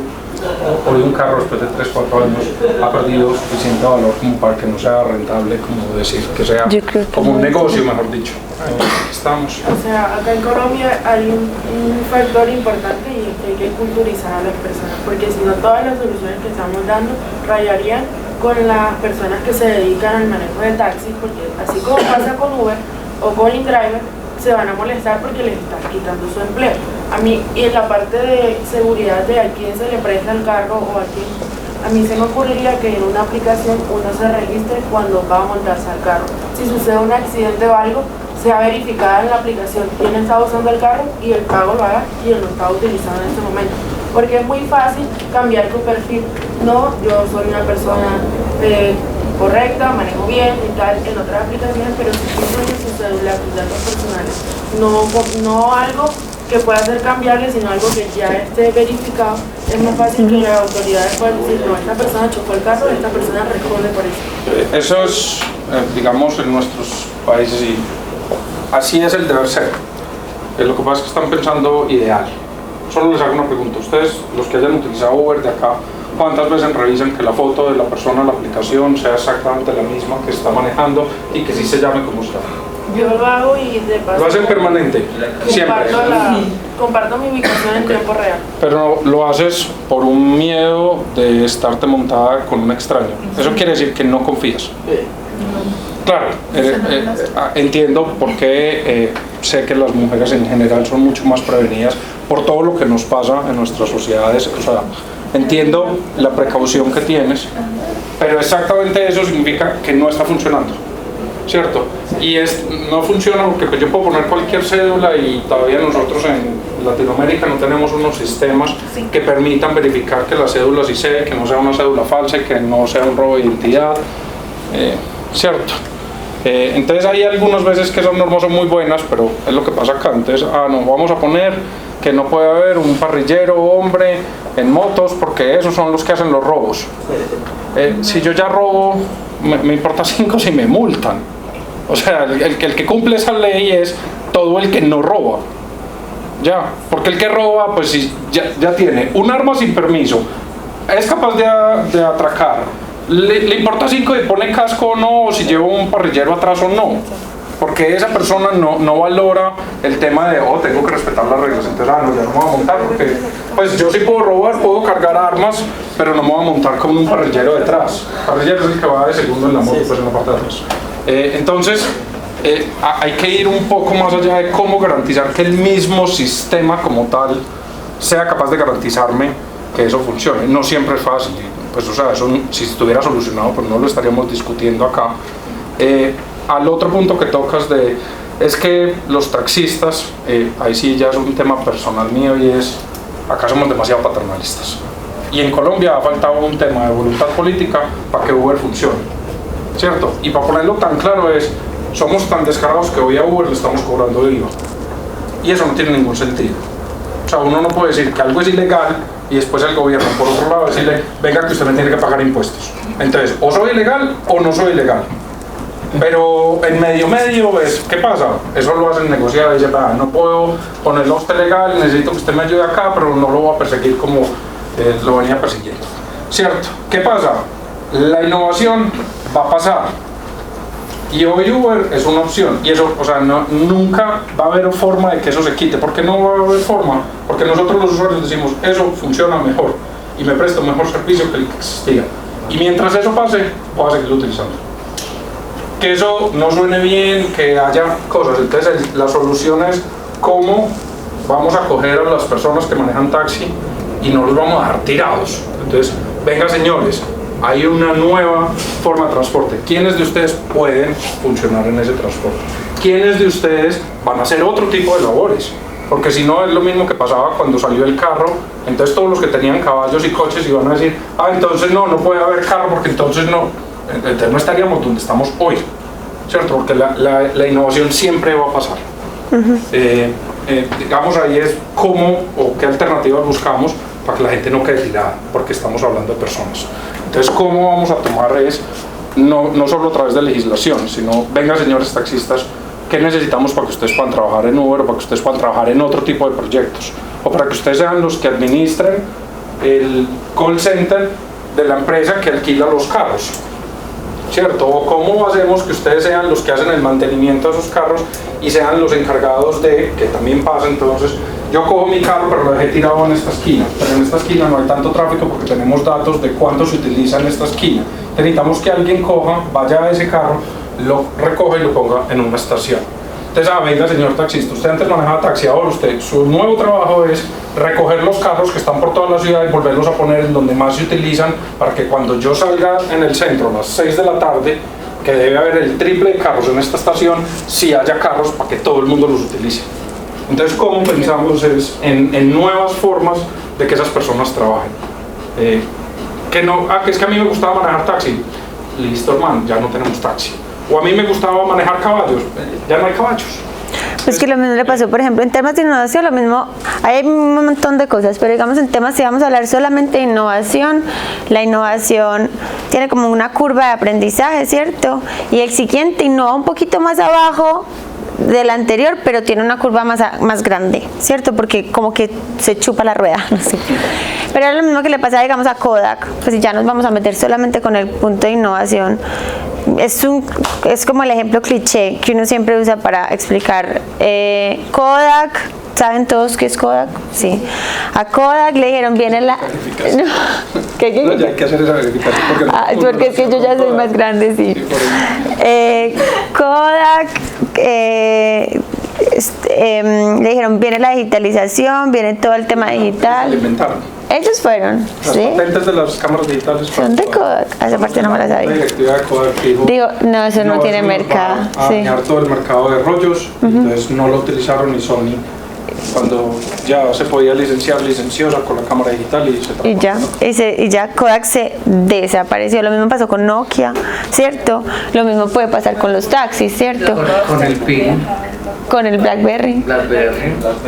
También, y son empresas que se quiebran, se van a la bancarrota, o sea, chao, se desaparecen y aparecen otras nuevas. Y como tú estabas diciendo, es el usuario al fin y al cabo el que las legitima. ¿Tú querías decir algo acerca? Sí, quería comentar algo.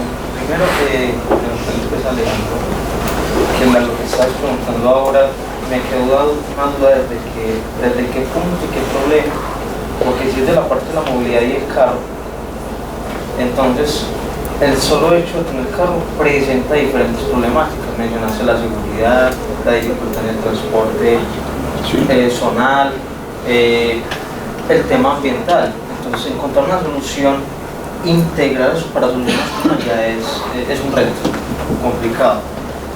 Entonces habría que ir a una base fundamental que es, ya ustedes me corregirán, no es que tener carro sea malo, sino que es que el carro como contamina, la contaminación que produce el carro es malo. Es porque no hice a la base o a la fuente de que, bueno, podamos tener carros, ¿cierto? Pero carros que no contaminen. Y seguir desarrollando, como dijo la Eliana, no es que sea la mejor opción, pero es buena. Y es de las mejores actualmente. Entonces seguir ese proceso de desarrollo y de pulir esa parte y trabajando desde que el carro no contamine tanto, ya ahí sí sería como una solución un poco más integral a la mayoría de los problemas. Hay varias cosas. La primera es lo que estabas diciendo de los carros eléctricos, que creo que lo que quieres decir es como trascender a carros eléctricos. Si nos vamos al concepto más como puro de una ciudad inteligente, independiente de si contamina o no, el hecho de que cada persona tenga su carro particular no es inteligente por el tema de utilización de los recursos, ¿cierto? Porque son demasiados carros para movilizar a la gente y se puede hacer más eficiente, ¿cierto? Acuérdate que, o sea, cuando hablamos de ciudades inteligentes es cómo hacemos esto más eficiente y más vivible. Si yo tengo que demorarme 1 hora en el carro para moverme de punto A a punto B, eso no es eficiente, ¿cierto? Pero ¿cómo lo hacemos entonces combinado? Y ahí es donde aparece otro concepto que se llama movilidad como un servicio. Y la movilidad como un servicio es esa intermodalidad, porque lo que estás diciendo, piensa otra cosa que tiene el carro, es que tú no necesitas los 5 puestos del carro siempre, ¿cierto? Tú tienes un montón de cosas que te llevas y te traes todo el tiempo que no es eficiente, ¿cierto? Tú utilizas los 5 carros cuando los 5 puestos o 4 puestos y la maleta cuando vas de paseo o cuando te vas a mover o vas a pasar el fin de semana en otra parte. Entonces lo que se trata de pensar es cómo podemos tener diferentes tipos de autos o carros para diferentes necesidades, y para eso entonces es difícil que tú seas dueño de 10, bueno, puede pasar, pero que tú seas dueño de 10 diferentes tipos de carros y cojas el que necesitas en el momento que lo necesites, ¿cierto? Sino que tú puedas decir, bueno, yo voy de acá al mercado, son 2 cuadras, que en Medellín pasa que uno se va en el carro, ¿cierto? Me imagino que en Ciudad de México y en estas grandes también pasa que uno se va en carro para todas partes porque no hay más opción, sino cómo puedo decir, bueno, para este tipo de trayectos ese es el tipo de movilidad que se necesita, cómo lo fomento. Para un tipo de trayecto más largo, esa es la movilidad que se necesita, cómo lo fomento, ¿cierto? Que sea intermodal, se llamaría. Y ahí no estamos diciendo entonces que el carro es malo, porque no se trata de satanizarlo, pero se trata de ver para qué sí es bueno, ¿cierto? Y para el resto, ¿qué otras opciones hay? Yo digo que eso entra también en la cultura, sino en fomentar valores desde que estamos pequeños, porque como comentaba él, ¿cómo voy a dejar mi carro en manos de otra persona? Es empezar a culturalmente, pero también enseñarnos valores. Como también comentabas tú lo de compartir la energía, porque son valores que nosotros tenemos que empezar a aplicar. Bueno, por ejemplo, cuando comentaba lo de que tener carro ya perteneces a un estatus social bueno, por así decirlo, pues yo siento que también podría ser, aunque siento que son también temas como de política, que ellos son quienes autorizan eso, es que si tienes un carro, bueno, por ejemplo, ok, tengo el carro, pero yo sé que mi carro no contamina o cosas así, pero y si es que contamina, no sé, nosotros no le rendimos cuentas hasta ahora, por ejemplo, al medio ambiente, pero en un futuro tiene que ser así, y si no es que desde ahorita, por ejemplo, no sé, pagar algo, si es que yo estoy contaminando tanto, pues pagar algo. Entonces a mí me conviene vender mi carro y optar por esta red de donde rentan carros. Y obviamente para eso, como decía mi compañero, tener un buen perfil, pero no solamente eso, sino que cómo generamos confianza. Lamentablemente a veces por penalizaciones o así, es como tú te responsabilizas realmente 100% del carro. Por ejemplo, no se podría hacer si causa algún daño, si lo choco, cosas así, una penalización, y eso es como, pues tú sabes, tienes confianza, porque si la persona que lo está ocupando causa algo, ella lo va a pagar. Entonces se está responsabilizando porque firmó, no sé, algunos acuerdos o cosas así, y entonces la gente le va a convenir rentarlos que tener un carro que va a estar muchísimo más caro. Si es que así se pudiera establecer. Ahí tocaste unos puntos muy interesantes y son, digamos, muchos de los que van a ayudar a la solución. Digamos, ¿qué nos pasa en nuestros países, que es donde empieza a ser difícil lograr que estas ideas pasen? La abogada me corrige, o abogada en estudio, me dice, no, firmar la cosa, perfecto. Y yo me siento súper feliz hasta el día que me toca entrar a un sistema judicial como el colombiano, que para una demanda se demora 10 años. Entonces, ¿qué pasa? Suena muy bacano y súper, no, bacanísimo, no, es que él me firmó y va a ser el responsable. Si yo me tengo que demorar 5 años, o 10, o 3, voy a ser súper generoso, me demoro 6 meses para que esa persona me pague. ¿Sabes qué significa eso? Que la primera vez que eso me pase, si no había caído en cuenta, no voy a volver a prestar el carro. Le voy a decir a todo el mundo que ni se le ocurra prestar el carro porque se puede demorar 6 meses en que le paguen y se va a quedar sin carro porque tiene que lograr que el otro le pague. Entonces eso empieza a tocar diferentes sistemas, pero sí es el tipo de soluciones. Entonces ahí es donde se vuelve complejo, es porque para poder solucionar un problema tenemos que empezar a solucionar que el sistema judicial funcione, que el sistema legislativo funcione, que las cárceles funcionen, que la policía funcione, que no haya corrupción, que no haya... Entonces cuando hay que articular 15 sistemas, hay que cambiar y transformar la sociedad. Entonces ahí tocas la parte de valores, y no son solo de niños, sino cómo logramos que si sean las barreras que se pongan para utilizar algún tipo de servicio sean lo suficientemente difíciles de pasar, que básicamente nosotros como humanos estamos diseñados para coger el camino que menos energía nos demande. ¿Por qué? Porque pues, no estamos acostumbrados a tener tanta comida. Entonces, si yo de aquí a allá me puedo ir en un solo paso, o me toca subirme una montaña como el Everest, me voy a venir por un paso. Así de sencillo. Y entonces es lo mismo que decía Eli. Si para mí es más fácil, pero mucho más fácil, coger, salir de mi casa, montarme en mi carro, poner el aire acondicionado como me gusta, la música que me gusta, ir cómodo, ir sin nadie al lado, sin calor, sin nadie que me pueda robar, y llegar a mi oficina y tengo un parqueadero que me bajo y inmediatamente entro a mi oficina, y eso no me cuesta, jamás voy a montar ningún transporte público, pero jamás. ¿Por qué? Porque cualquiera de las otras es una solución mucho más dolorosa, así sean cosas pequeñas, que la que yo hoy tengo. Entonces, hablábamos del tema. Si yo sé que el transporte público no es puntual, y a mí me toca salir media hora antes, yo sé que yo salgo en el carro, abro el carro, me monto y arranco. Si el transporte público me toca sentarme media hora a ver si de pronto el chofer del bus decide pasar, pues nunca me voy a montar en el bus, a no ser de que me toque. ¿Cierto? Ese es como el punto. Y para no perder allí el pedazo de que el carro, ¿para qué sirve? Es, si yo voy a hacer un paseo con mi familia, pues es mucho más cómodo ir en un carro que ir en un bus, o que ir en una moto, o que ir en una bicicleta.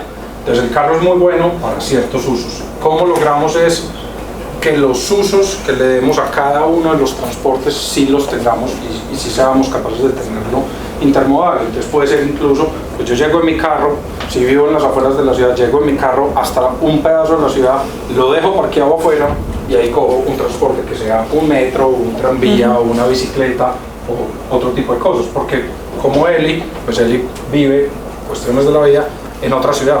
Entonces ella necesita coger un tren, pero no es muy eficiente si ella coge un carro y se va sola durante 40 minutos montada en un carro. ¿Por qué? Porque está contaminando mucho más que lo que haría en el tren. Independientemente de si el carro es eléctrico o no. O sea, siempre el tren va a contaminar menos si lo ponemos contra un carro. ¿Por qué? Porque ella está utilizando un montón de espacio, está llevando un montón de espacio y de cosas solo para una persona. Es, digamos, como la invitación, no sé, ya estamos de tiempo, ¿cómo estamos? No, cerrando, ok. Estamos no, felices. pero Okay, no. yo... Eso es lo más importante. Sí. ¿Tú querías decir algo? Después que dale. No, tú querías decir algo. Sí, antes de que finalice. No sé si estos proyectos de ciudad inteligente también estén planeados, o bueno, a mí me surge la duda de que si también estén planeados para ciudades patrimonio, porque a mí me parecen cosas muy interesantes. Ciudades patrimonio de la humanidad. Ah, ok, perfecto. Que a mí me parece muy importante este proyecto para poder aplicarlos en cuestión de turismo, solo que veo algunos problemas por ahí, ¿no? En cuestión de edificación, por las reglas que se dan por parte de la UNESCO, y también la parte cultural, que es el apego o la identidad que tienen las personas hacia ciertas cosas. Sin embargo, yo veo muy viable algunas de esas cosas para poder a lo mejor implementarlo, a lo mejor hasta en turismo inclusivo, me atrevo a decirlo, para personas con capacidades diferentes y también para facilidad de los mismos turistas, ¿no? Entonces sí, como que viendo algunos pilares que nos ibas hablando, por ejemplo, la edificación, o a lo mejor el meter el internet, porque en una zona de allá de Puebla, de donde yo soy, quisieron meterla y la comunidad dijo de plano, no quiero que destruyan ninguno de mis edificios o que pongan aquí aparatos, nada. Sin embargo, se me hace muy, muy padre el proyecto, ¿no? Entonces yo quisiera saber si tiene como orientación para también ponerlo hacia ese tipo de ciudades que ya son como un poco más restringidas, o aún no se planea? Mira, lo primero que nosotros hacemos es entender los focos de necesidad que tiene la ciudad. Y nunca hacemos una cosa como uno a uno. Porque lo que funciona en Copenhague, como tú estabas diciendo, las bicis, que es re fácil, pues acá no es tan fácil, ¿cierto? Yo siempre le digo eso como tropicalizar o adaptar la solución. Y lo otro es entender como el contexto. No todo se tiene que hacer en todas partes. Barcelona, por ejemplo, ¿qué hizo? Barcelona es otro de los súper ejemplos en temas de planeación urbana. No tanto de Smart City, pero de planeación urbana. Y eso que la exposición más grande de Smart City se hace en Barcelona. Y ellos tenían esa misma duda. En Copenhague igual, porque son ciudades muy viejas, ¿cierto? Y tienen un apego y una tradición, pues como una historia muy grande a través de las edificaciones.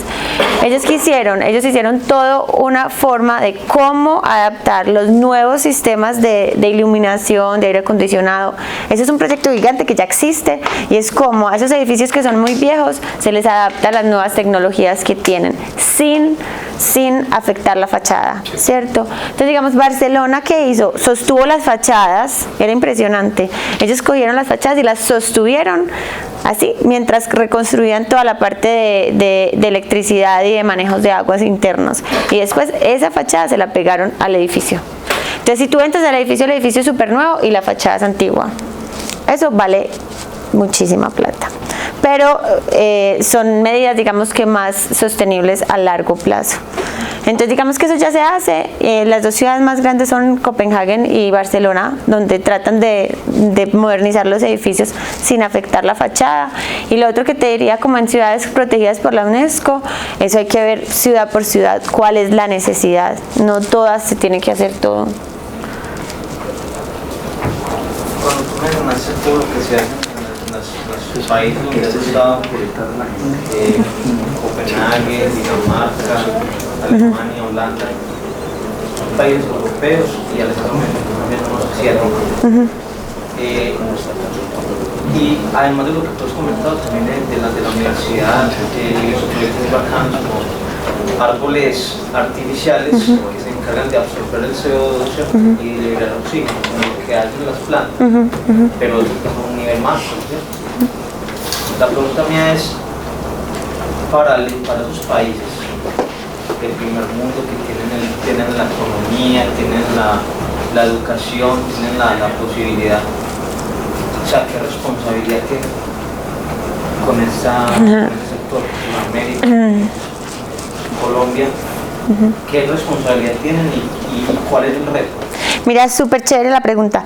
Nosotros tenemos en este momento, el gobierno alemán tiene un ministerio que es de cooperación internacional. No se llama así directamente, pero es lo mismo. Y ellos lo que hacen es que invierten recursos no en Alemania, sino en otros países, digamos, de América Latina. Nosotros tenemos un proyecto súper grande que es en todo el tema de adaptación climática. Eso ya es un tema diferente, porque no es mejor, sino que lo hago rápido. El clima ya ha cambiado y tenemos que hacer cosas que nos adaptemos a este nuevo cambio, ¿cierto? Y ese proyecto se hace en 3 ciudades, 2 en América Latina y una en India. Una en Piura, en Perú no está, me dijiste, ¿cierto? Otra en Saltillo, en México, y otra en Kochi, en India, ¿cierto? ¿Y cómo funcionan esos proyectos financiados por Alemania o la Comisión Europea? Siempre se tienen ciudades faro, que son como las ciudades ejemplo, y ciudades que son las seguidoras de ese ejemplo. Casi siempre se hace como esa relación bilateral entre 2 ciudades, una ciudad que apadrina a otra ciudad. La mayoría de los proyectos que nosotros tenemos, digamos, dentro de Morgenstern son así, se llaman ciudad como luz y ciudad follower, como seguidora de esas metodologías, y son ciudades que se encargan de hacer, entonces se hacen diferentes workshops, diferentes trabajos, una relación súper directa entre las 2 ciudades. Desafortunadamente siempre es el tema de la plata, o sea, la ciudad, digamos, Copenhague no va a pagar temas de desarrollo urbanístico en otra ciudad, sino que se hace transferencia de conocimiento y capacidad instalada. Y para eso se aplican, digamos que la Comisión Europea tiene un proyecto, o sea, tiene demasiadas convocatorias constantes, que es lo que nosotros, una de las funciones que nosotros hacemos es ver cuáles son las convocatorias y empezar a unir ciudades, entre ciudades como muy tesas en algo y ciudades que puedan aparecer. Digamos que nosotros en eso tenemos un proyecto súper grande que se llama El valor de los datos públicos, y nosotros estamos ahí trabajando con Londres, Múnich, Copenhagen, se me pierden, Lund en Suecia, y nosotros contactamos a esas ciudades y les decimos, bueno, nosotros queremos que ustedes empiecen a compartir los datos, queremos saber qué datos son importantes para compartir entre ciudades y qué beneficios puede tener, y se escogen otras ciudades que son las seguidoras, por ejemplo Eilat, que es en Israel. O sea, tratamos de hacerlo como en muchas diferentes, como inclusive culturales, para hacer comparaciones, y todos los recursos vienen de la Comisión Europea. Conectar diferentes ciudades, por eso yo les decía, y yo ya con esto voy a cerrar, sí, está bien.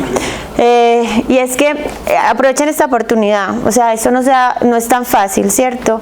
¿Y cuál es la oportunidad? Ustedes son de diferentes ciudades, vienen a un intercambio cultural, a hacer networking y conexiones, y pueden escribirme lo que quieran, si quieren, por ejemplo, hacer una práctica, si quieren conocer sobre otras ciudades que tengan enfrente los mismos problemas de ustedes, que les podamos suministrar información, si se les ocurre, digamos, un proyecto como los que les estaba proponiendo Alejandro, de esa idea de pensar, bueno, qué soluciones, qué retos, si quieren armar una propuesta y compartirla conmigo de una, pues súper a la orden, porque digamos que lo que estaba diciendo también Alejo es el conocimiento ya está, o sea, Uber, como tú decías, Uber ya existe, ya hay muchas cosas que ya están pasando y no tenemos que inventarnos la rueda desde ya, pero es importante conocerlas, y el hecho de hacer red y hacer networking es súper importante. Entonces, si ya tienen esa oportunidad y se les ocurre un nuevo emprendimiento, una nueva idea de investigación o algo,